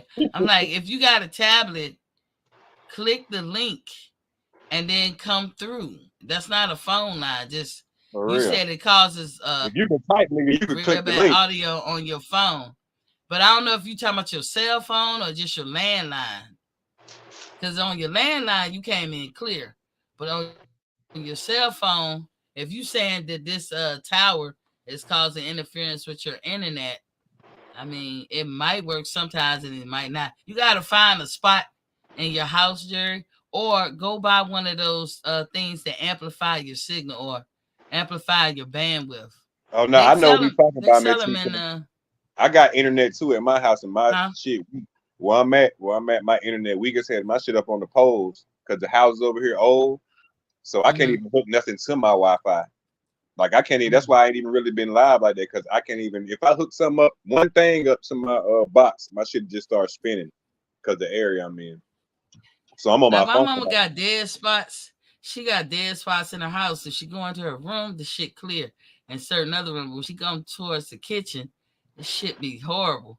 So, like, I used to have that problem too. And I went to Best Buy. I don't know what they call it. I want to say it's my Nighthawk. What I did is amplify the bandwidth and signal strength over my whole house. It was so much amplified that it covered the two houses next to me. So my internet was, and that was to prevent buffering and all that stuff that be happening when your signal ain't strong. But Jerry, I mean, you got kids or maybe I don't know if you got hell, you got your grandkids if you got them, and they probably know. They said, man, that's the best you got. Colbert, far from dominated. In fact, most people thought he lost the first fight. Come on, man. You can do At better. least the man We admitted gave he got his ass whooped. he ain't We make no. gave you an example. You know what I'm saying? Like Corrales and Castillo.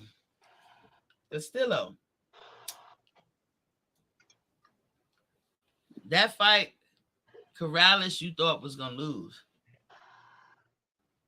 He came back and hit dude, changed the whole fight trajectory left and him. won. And won by stoppage. It's clear what I'm saying. So far, you have came with nothing close, Colbert. Jerry, you funny. You For funny. real. But I think But yeah, Zoo would be a good fight too, though. But look, I'm gonna tell. I told y'all what Crawford gonna do. He gonna do whatever he please. That's his next steps. If y'all was listening, y'all would pick that up. He gonna do whatever he please. Pacquiao is in a money grab. Pacquiao trying to get money now off of Crawford, but he won't interested in giving Crawford that opportunity. So if Crawford feel like fuck you, Pacquiao, you're an old man anyway, and when I destroy you, everybody gonna say it's because you old. So you Crawford, Pacquiao do not bring nothing to the table neither because he don't got no belts. There's only one person on this list that got everything that Crawford said he want. He said he want a big name fight to carry weight in boxing. He also want a money fight and he want belts. He want championships or undisputed again. And the only person out of Pacquiao, Ennis, and Canelo is Canelo. That's the only person. Now y'all can stand here and keep saying that that'll never happen. We won't know till we see it. It may happen. It don't happen. After Earl, like ATL said, after Earl fight, that might be the case. Crawford might be like, no, we're going to get this rematch and get it done with and settle this shit once and for all. We don't know what he's going to do. But it's up to him. And y'all ain't going to make him move no faster. So all these content creators are saying otherwise, I have to call a BS flag on that one. Yeah, I ain't even reported on it. I ain't said nothing about it. You know, I got to Dantas said Castillo didn't make weight in the rematch. I'm talking about the fight where he almost beat Corrales. The same fight. Beating the shit out of Corrales. And Corrales came back and beat his ass. In the same fight.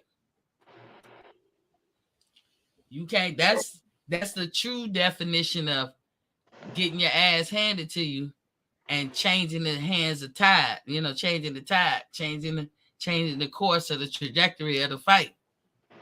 Corrales was almost out of there. Like, everybody knew that. Oh, this is a fight gonna lose too. Motherfucker hit that motherfucker.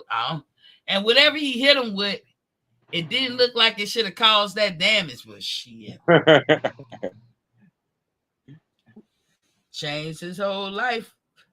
Hey, that's like that old man who just whooped, what's his name? Goddamn, what's the old man name that just whooped Rolly ass too and they cheated him? Yeah, Barbosa. Yeah. That man be cracking, bro. Yeah, y'all seen his last fight. That motherfucker hit hard, I guess.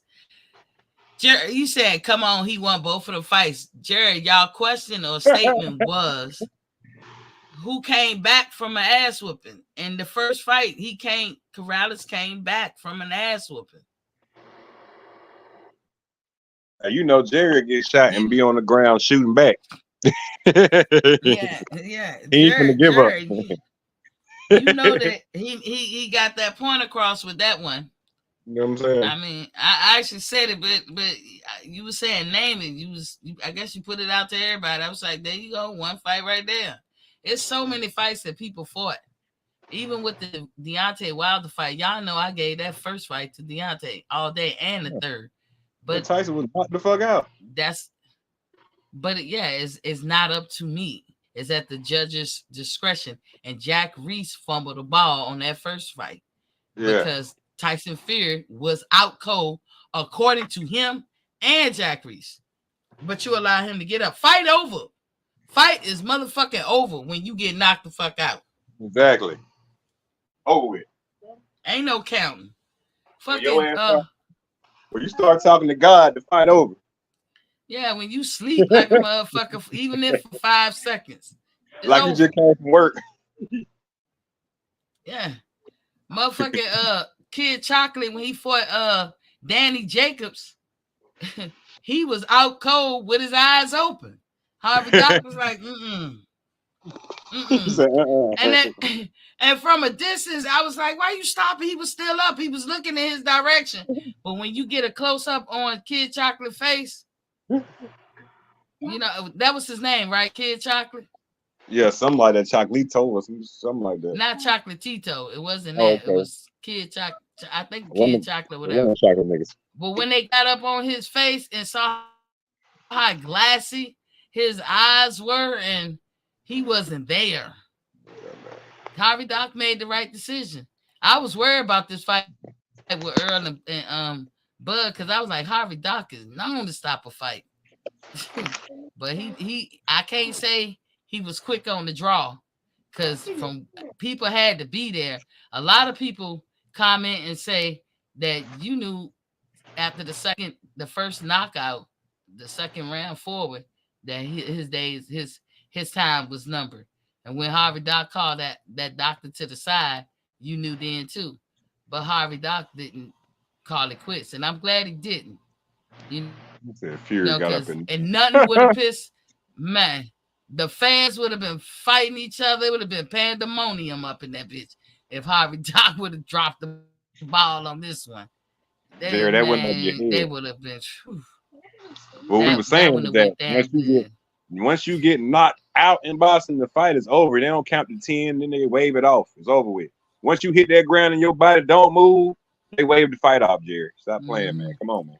Jared said it was a back and forth fight, great fight, but Corrales won both times they fought. Nobody disputing that, Jared. He did No, win. he talking about Fury. Uh, but no, yeah, we was just talking about Fury, but he went back to Corrales. Yeah, We're not disputing that, but there was a moment in the fight where Corrales was sure to lose. He was at the end of his rope, and a haymaker came out of him and turned that whole fight around. That's why that fight is so legendary. If that fight happened last year, that would have been the fight of the year. Shit. Jared said you have to count of 10 to get up. Fury got up at 9. Jared, we all know too that even when people say 9, they go ahead and wave their hands. It's the discretion of the referee. But that's not the point that any of us made. Our point exactly. was he was knocked out. Eyes closed. He was out. You can get knocked down real bad that you can't even really get up and you got the stanky leg, but he was knocked out Yeah, for 5 seconds and got up. Now, was it due to the snow shit that he liked to partake in? I don't yeah. know, but He that's hit the what ground people and caught it say. running. It's that snow candy he liked. So I can't say either way. You know, but because most people wouldn't have got up. Hell But nah. once he got knocked down like he did, and he was out, because Jack was talking to him and he was out. The fight should have been called right then and there. But Jack kept calling and allowed that 5 seconds to pass and get up. And the slow was count. The count was slow too. Super He said slow. impossible to get knocked unconscious and get up in 8 seconds. It's not impossible. It's not impossible, Jerry. That's a fact. I done knocked some Jerry, people out and they you done been out for a couple of seconds and get it. Oh shit. Jerry, you be saying some crazy shit, Jerry. He do. You can get knocked out. There is no set time in the books, in anybody books, where you get knocked out and only at the 1 minute mark they're gonna get up. No, it don't work like that, Jerry. Everybody different. He got up. He got up, but he was out. So basically you're denying that he was out. And that's what me and you would disagree. It's because he was the fuck out. Even by his own words, he said he was out. You said Mill said Bakoto Margarito was competitive for a while. Spence was only competitive for 1 round. I gave Spence a couple of rounds, Mills, but I see your point. Jerry said eyes was not closed. Please stop. Go watch it again. His eyes were Jared, you be killing me. I'm not going through this with you, Jerry. His eyes was closed. Like I said, by his own admission, and Jack Reese even said it. I'm not going through this with you, Jerry. I don't need to go back and watch it. His eyes was the fuck closed for about 5 seconds. So miss me with that, Jerry. He'll say, "Is that the same Jerry that calls into Mark Nash?" Yeah, that's the same Jerry. Jerry be on some bullshit. And I was at the third fight. And even the European, I was sitting in a section where nothing but European fans. And they was like, man, he took too long to get up. They said it was a 15-second. I say 17, 15, 17, who cares? Second count. That's what it was. And they said, what can you do? They shrugged their shoulders. When Deontay knocked Fury out, he didn't beat the count. The third fight. I'm sorry. He again. Yeah, again. He didn't beat the count, and I was there, and the whole fucking stadium was going off. But what can you do? It's at the discretion of the judge. When Deontay turned around and got knocked out after he had knocked Fury out in the third round, the judge was quick to call the fight off. What kind of shit is that? You ain't called the fight off, and dude took 15 seconds. There's tape of that out there too, Jared. I would never respect Fury because they lied for him. But I gotta respect the fact that it goes down in the history book like that, and that's what I do. I accept that fact. I had to get over that shit. But when it was happening, I couldn't take it. Reese said, "Who you got, Montana Love or Regis?" Ooh, that's why I laugh. That's a good one. That's a good one. I don't know who to pick. I'm going with Montana. Regis. I'm gonna go with Regis too, because Montana Love is so busy trying to be cute. Yeah. And he's a Pretty handsome boy. man. Don't get me wrong, but nigga, we ain't got Pretty time for boy. that in boxing. Pretty Yeah. boys never won back in my days. Yeah. I mean, yep, that's true. But we don't. Again, I don't care about how a person look, what color they come in, or race or culture, what set they claim. I don't care about none of that. What you do in that square circle, that's all I'm judging you by. You ain't my brother, you ain't my daddy, you ain't nobody. If you were some kin, I'll be shouting that shit out too. Y'all hit that like button. Hit that like button. If you ain't never subscribed, go ahead and do that. Just hook a sister up. Jared said, me either. His eyes were wide open. Anyone can see that. Bottom line is he got up. What you seen was a hard knockdown. Dog, now you telling me what I seen. I saw his eyes closed. So me and you have a difference of what we saw. I ain't gonna say opinion, but difference of what we saw. You say you saw eyes closed.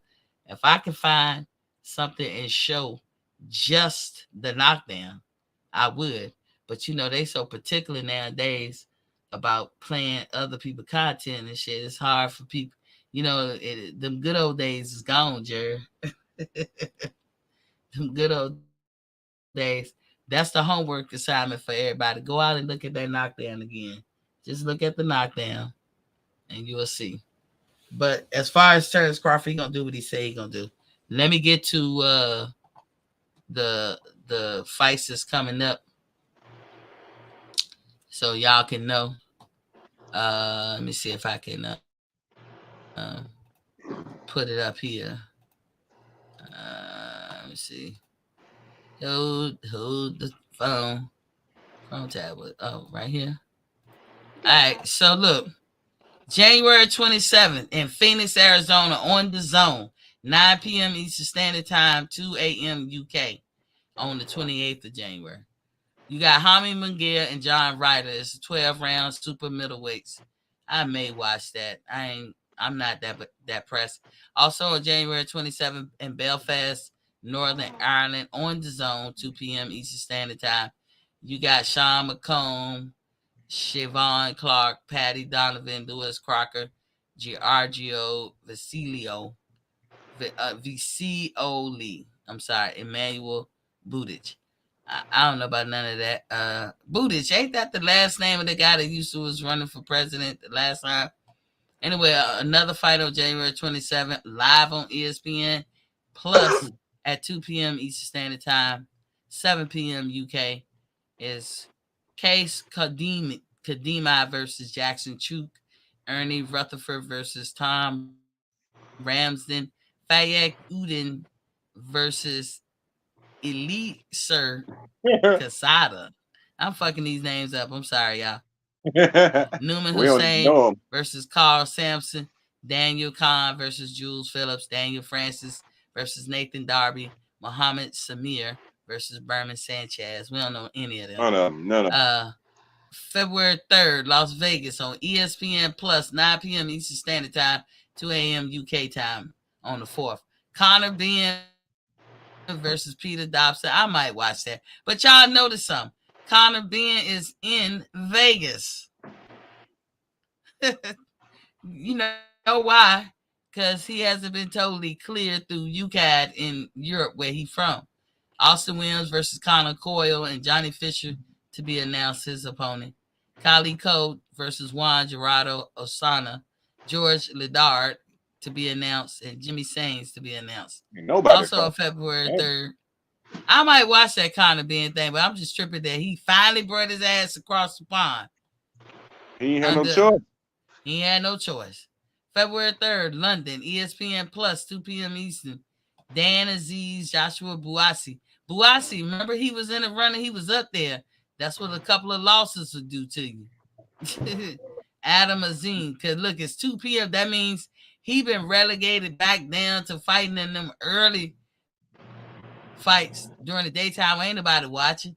Adam Azim, Enoch Polson, Caroline Dubois to be announced. February 8th, Las Vegas, ESPN and ESPN Plus at 9 p.m.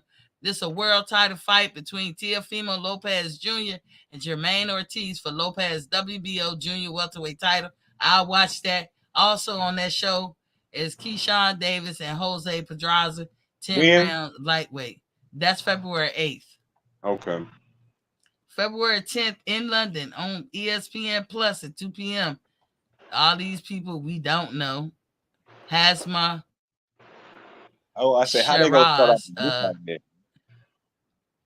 that? Liam Williams, Sam Noakes versus Louis Sylvester, Anthony Yard. Damn, he done been regulated down too. To be announced. Masood Abdullah versus K. Ashfaq. Carol Itma to be announced. And Alois Uombi to be announced. February 16 in New York. I said, that's what I'm saying. What the fight's at, man? You can't just start off the year like that. Yeah, y'all gonna see my big point at the end of this. February 16, New York, live on ESPN and ESPN Plus, world title fights. Oh, Shaky Foster. How the fuck he get a title fight? And Abraham. That nigga been working his way up now. He fight like 4 times a year. Then he was that him or I'm thinking of somebody else? He fight like when Boost and him did a terrible outing. No, was it Oshaki Foster? It wasn't him. He win every damn fight. No. I was my bad, Oshaki. I was confusing you with Rashidi Ellis. Mm-hmm. I was confusing you with Rashidi Ellis. So Oshaki Foster and Abraham Nova. Yeah, we've been following Oshaki now. He's been doing his thing.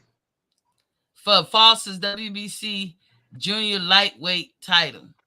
I've been trying to get him on the show. Andres Cortez and Brian Chevalier, 10 rounds junior lightweights. Bruce Carrington, Bernard Torres. No, that's what I meant to say. Bruce Harrington. I'm my fault. Not Oshaki. Bruce Harrington. Bruce Carrington. Yeah, that's who I've been following. He from New York, right? This fight is in New York. Yeah, he from New York. Yeah, that's who I've been following right there. Guido Vianello versus Moses Johnson. You know Moses Black. I just already know. Moses. Black people, the only people still that kids that. Tiger Johnson, Paula Galdino, and Afacio Falcon and Edward Sabalos. February 16 is said to be announced in Mexico on ESPN Plus, and the time is to be announced. It's going to be a world title fight between Adrian Currell and Savanati Nashinga. I'm not watching that. February 17th, Ryder, and this is in Saudi Arabia. Ryder, Saudi Arabia. World title fight. We probably all would try to get this one. Tyson Fury and Alexander Usyk, and this is for undisputed. Uh, February 24th in Tokyo at 8 p.m. Eastern Standard Time on ESPN Plus. World title fights between Takuma Inoue and Jerwin Ankahas. World title fight between Alessandro Santiago and Hunto Nakatani, and Kosi Tanaka and Christian Bakasagu, and Honez Sultan versus Riku Masuda. And sound like a lot of Japanese fighters fighting other people. And I'm telling you, you let them. This ain't no hit against it, but if you let the Japanese fighters get a title, they taking it back to Japan. That way you gonna have to go. Uh, February 24th, Orlando, Florida, on the Zone at 9 p.m. Eastern Standard Time, 2 a.m. UK time. Edgar Berlanga and Pedrick McCrory. And I probably want to see the Berlanga fight. March 2nd, Verona, New York. Verona? Live on ESPN Plus. World title fight between Luis Alberto Lopez and Rhea Abe. I don't even know who Rhea Abe is. And Atabek Kolmatov versus Raymond Ford. Maybe I'll see that. March 2nd, San Juan, Puerto Rico. Oh, Puerto Rico. Oh, live on the Zone at 9 p.m. Eastern Standard Time, 2 a.m. UK on March 3rd. World title fight, Amanda Serrano. I'm definitely going to look at that. And Nina Minky, 12 rounds for Serrano's IBF, WBO, and WBA featherweight women's title. Jake Paul, his opponent is to be announced, 8 rounds. He's fighting in cruiserweight, though. Hovan Walton, his TBA, world title fight between Jonathan Gonzalez. I think that's a good old school fighter, and his opponent is to be announced. And Crystal Rosado and her opponent is to be announced. So March 9th in Saudi Arabia, again on ESPN Plus, we're gonna see Anthony Joshua and Francis Ngannou. Hey, I want to see that fight. That one I do want to see. And Zali Zhang versus Joseph Parker. Okay. March 29th, Glendale, Arizona. Glendale? We got some Glendale people listening. Live on ESPN Plus at 9 p.m. Eastern Standard Time, 6 p.m. local time. Oscar Valdez and Liam Wilson, 12 rounds, junior lightweights. April 20th is the last fight on this schedule. Verona, New York. Live on ESPN Plus, 9 p.m. Eastern Standard Time, 9 p.m. local time. World title fights, Jessica McCaskill and Ivana Habazin. I think that's a fight people want to see. 10 rounds for McCaskill's WBC and WBA women's welterweight titles. If you notice me reading all this, I didn't say one time about Amazon Prime. Not one time. And I went to the end of April. Not one time. So people can miss me with all this, like these PBC sexuals, because that Al Hammond, he did a damn thing. Did what? Swallow your pride and ask BLK to hook you up. Reese, he said, what y'all think about Andy versus Shakur? That's a good one, Reese. Are they willing to do it? I'm listen. I be looking at Subriel Matias and all them 140 fighters. Bet you they ain't gonna fight him. I bet you Devin Haney ain't gonna fight him. I bet you he won't. While y'all talking, I bet you he won't do that. Devin Haney wouldn't even mention Pitbull Cruz. I know it sounds absurd that Pitbull Cruz could be the Devin Haney, but why you don't never mention them as if they not a person you want to fight since you fight all the Tank leftovers. Jared said, Kappa do the do, nah. Kappa dig a. My. Y'all are capping today. Nigga, please, Jared. He said, show it. I'm begging you. Plenty of vids of it. Jared, you can go look at it. I've already seen it. Reese, Andy Cruz is the best at 135. Arguably, he might be Reese. Reese, he beats Tank and Shakur. I don't know about Shakur, but we just saw that dude that Shakur fought that put on that terrible performance. Guess what? He beat him with one hand. It was up to that guy to make a fight of it. You know, he had the Broner syndrome, as I told y'all what those definitions mean. Broner syndrome is when you get in there and you don't throw your hands. He could have had the Porter syndrome, which means he get in there and he be like white on rice. Porter don't get off your ass. It don't matter what you throw at him. And that dude could have had the Porter syndrome, but he didn't. Y'all have to ask him why. It was his fight to make. You know, fucking Shakur can outbox you any day, but it's your fight to make. If Shakur was injured, you should have recognized that and got on his ass. Reese said, Eddie Hearn said Andy Cruz is the best fighter he's ever signed. Probably. I mean, I ain't gonna knock it. Andy Cruz good as a motherfucker. I really can't call him. But as far as Terence Crawford, next moves, if y'all don't start listening to what this dude say and stop listening to a lot of what content creators say, or I hate to say it like that, was other news, Crawford is going to move like he want. He has shown y'all time and time again what he going to do and why he going to do what he do. And he always come out right. So stop with the caps. I don't know if he going to fight Pacquiao. My guess is why. That's what I ask that question. Why would he fight somebody who wasn't pressed to fight him, who stiff-armed him, who put off? Now you want some money because Crawford is pound for pound. I get it. It makes sense, Pacquiao, but that don't mean you're going to get it. What do Crawford need to fight you to prove what? You going to the Hall of Fame and so is he. But you, Pacquiao, have never done what he did. Never. Ennis, you just got your championship in the mail. You turned down 2 opportunities to face Crawford. You're not a pay-per-view draw. You're not even a casual fan draw. He'll be going backwards trying to fight you. Or if he won't undisputed, he already will go down in history as undisputed in the weight class you are in right now, Jerron Bruce Ennis. The only reason he is not undisputed today is because you and your daddy cried to the IBF to get for them to strip the belt off him less than 3 months after he won it. So come on, man. The only fight to me that makes sense is Canelo. He may get it. He may not get it. That depends on Canelo. Canelo got leverage here. The next best thing to do is to fight Tim Tszyu.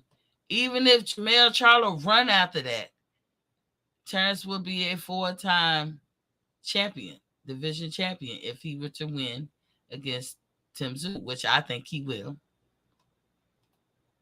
That's all. That's just enhancing. Everything he do going forward is icing on the cake.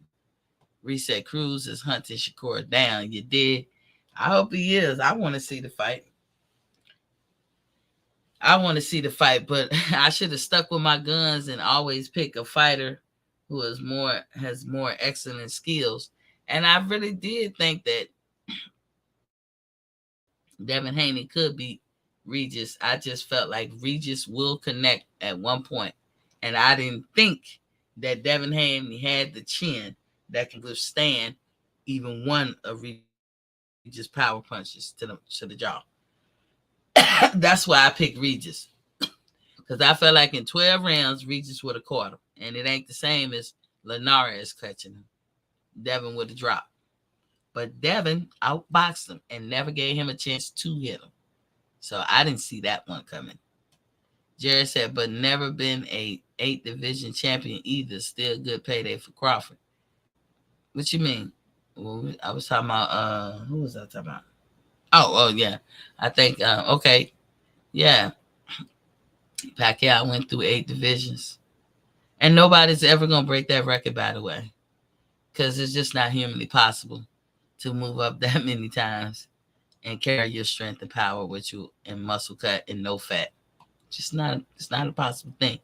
You don't when you're entering into manhood and you weigh under 100 pounds, and I'm supposed to believe that naturally you got up to damn near 150.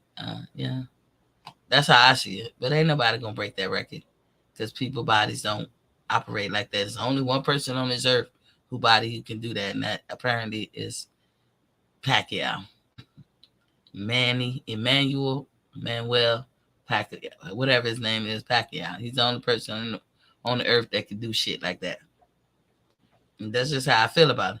Now, do I call him a cheater? No, because he never got caught. So he don't get the asterisk by his name. He never got caught. Sorry. Reese said Shakur said he wants to spar him.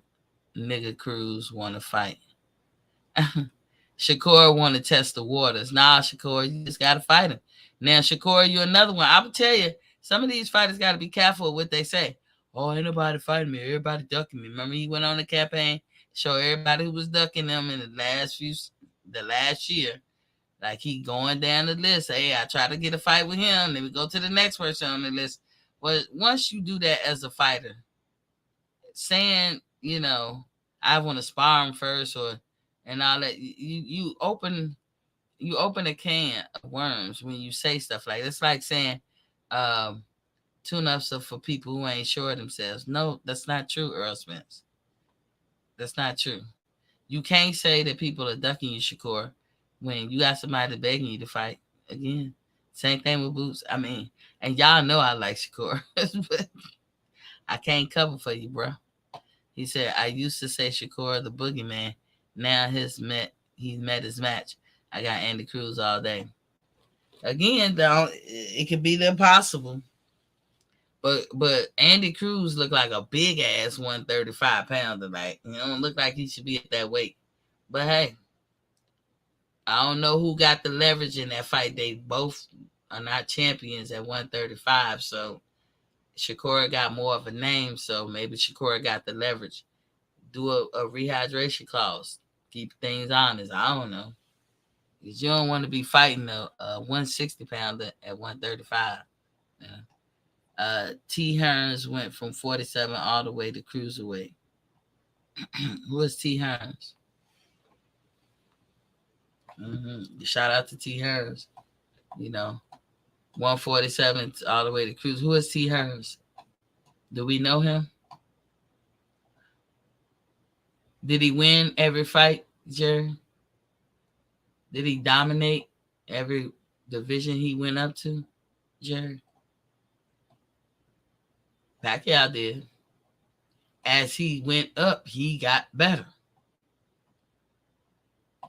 Stronger. I'm just saying. How many men that weigh 90-something pounds when they enter into adulthood? And how many of those men that you look at and say, yeah, I could see you at 147 or 150, cut, shredded, big? How many people head grow after adulthood? These are questions you got to ask. They just don't happen. But that's how I see things. Nothing against Pacquiao. He never got caught. So I ain't going to say that that's what it was. But, and I did want to talk about the rumblings about Devin, Tank, and maybe T.O. in the match with Terence Crawford. That's all clout. So that's how y'all got to treat that. That's all motherfucking clout. Bucket duty, please. They just mentioned T.O. said that shit to sell his fight. So now eyes gonna be on him because maybe the potential of him fighting, but T.O. is no match for Bud. Let's get that clear. Haney, you ain't no match for Blood. Let's get that clear. Tank, I don't even think you no match for Bud, and you ain't gonna fight him. So let's get that clear. So But all of that is clout chasing and capping. Jared said, "Yeah, Tommy Hearns, Manny did not win every fight. I gotta go. You tripping?" Tommy Hearns went to cruiserweight. Okay, they don't never talk about Tommy Hearns at cruiserweight middle. Like they go 47, maybe 50 or junior middleweight or something like that, but never nothing higher than that. You'll never hear about the adventures of Tommy Hearns at cruiserweight. Come on, Shawty. That had to be at the end of his career where he was just trying to get a paycheck. But anyway, that's all I have. I guess ATL, I don't know if you're still here. You got anything? Yeah, I'm still here. You got anything you want to say? Man, I just hope everybody get together, man, and everybody start fighting each other. I want to see Errol and Crawford back in there again before Crawford fight anybody else. Because you gotta make me believe, and if he whoop Spence ass again, and I be a true believer, man. But right now, I just ain't. And so, regardless, I want to see that fight first, and then whatever happens after that, I'm with either side according to how it goes. I'm a true believer because of how it was done. I give no excuses to either side. As the great Floyd Mayweather TBE himself says, every dude coming there with injuries. They all do. That is not uncommon and all that stuff. And most fighters, because of their pride and their ego, which is synonymous with boxing or any kind of sports, because that's considered warrior type shit.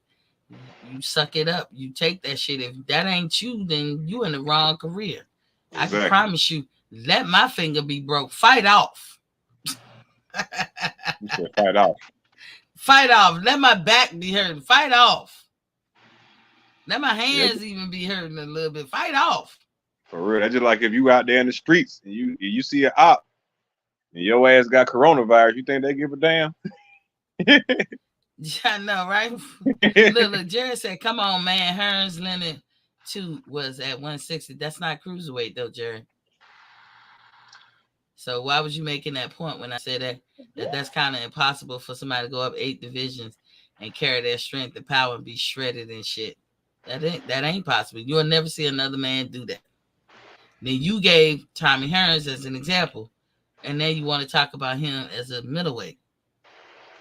Jared, come on. You saying come on. That's not even making sense. Anywho, y'all go out and check out Diabetes A Conversation. And I didn't put that out there to have no debate. Me and ATL, we quarterbacked that thing. And we said some good relevant points. And y'all go out there and take what you take, connect the dots as you will, and do your due diligence and research and all that. It's a good conversation. You have a lot of people suffering from this. And it's getting to the point that the babies are getting it. Like you got people under 10 years old getting type 2 diabetes. Now, that's crazy. That always comes down to the location or environment you live in, the pollution and toxins that you're exposed to, or the food that you're choosing to eat. That means you can change that and you can reverse that. As I say, I'm a person who had it full blown 3 months ago. 3 months later, I reversed that shit. And I didn't say nothing about it on purpose because I didn't know how that shit was going to turn out. I really didn't. Yeah. But I went by I picked the approach based on my understanding of what the thing is. And I was able to connect the dots. But like I said, way before I got diabetes, I was learning about the shit and how the pancreas works and all that. I gave y'all kind of an animated view of how I think the thing works. I hope people, understood it better too, the way I explained it. But yeah, I reversed, no magic trick. I just stopped eating meat and I stopped eating dairy, and it worked really quick. But a lot of people, they be counting calories and they be watching out for sugars, and they do. And guess what? They manage it. They manage it and cool. They be like, oh, my number's about 200 or under, a little bit under 200. So they think they doing something. And they are, for considering most people can't even manage it. I'm talking about reversing the shit. So you don't have to take metformin. So you don't have to get insulin shots in your stomach. How about that one? Cut out meat and dairy, and you'll see. Jared said, because you said no one talks about Hearns above 154, that's why. Jared, apparently he didn't make his mark, is what I'm trying to say, in them higher weight classes. He wasn't the renowned Tommy Hearns that we all know and love him for at those higher weight classes.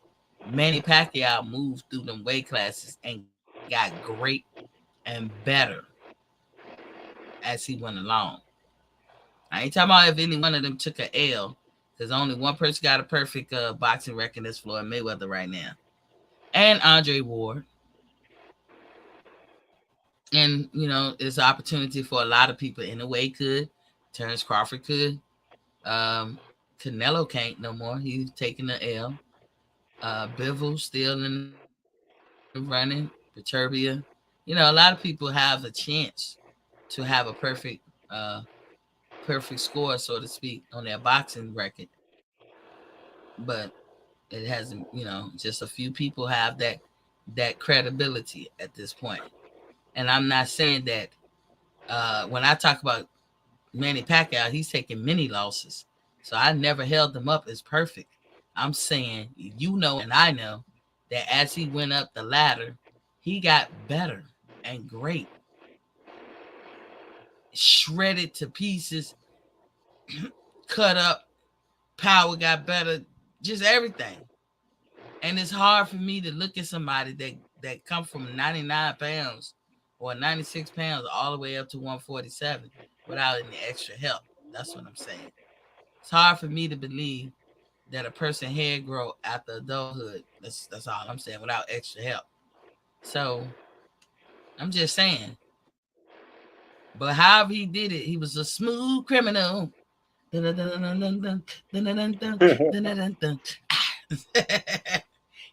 hit by, we been hit by a smooth criminal.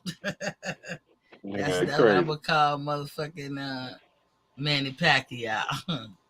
Oh Lord, Jerry, you ain't gonna let me go. He said Hearns won world titles in 5 divisions. Okay, so did Floyd. Ended at LH light heavyweight, and Joe Calzaghe retired undefeated 46-0. And I never tried to diminish him. I said there's several people who got perfect records, and several people are in contention to have perfect records, Jerry. I don't know what you be debating, Jerry. Sometimes we be saying the same thing. And you be throwing the shrimp on the Barbie. But anywho, that's all I have. And in my Pamela James voice, before I do that though, I am telling you guys, go cop your shirt. Get your muscle shirt. It come in all sizes and colors. Go on over to Cop the merch. AskMeT51.com. Yeah, cop the merch. AskMeT51.com. I think I put it in the chat. That's the link you hit, and it will take you to the digital store where you can cop it. You spend that at Burger King. Come on, Shawty. Go get your Terence Crawford shirt. Let's flood the market with this shirt to let them know, keep it simple. We ready. Just keep it simple. We want to see the rematch. But in my Pamela James voice, I'ma say peace.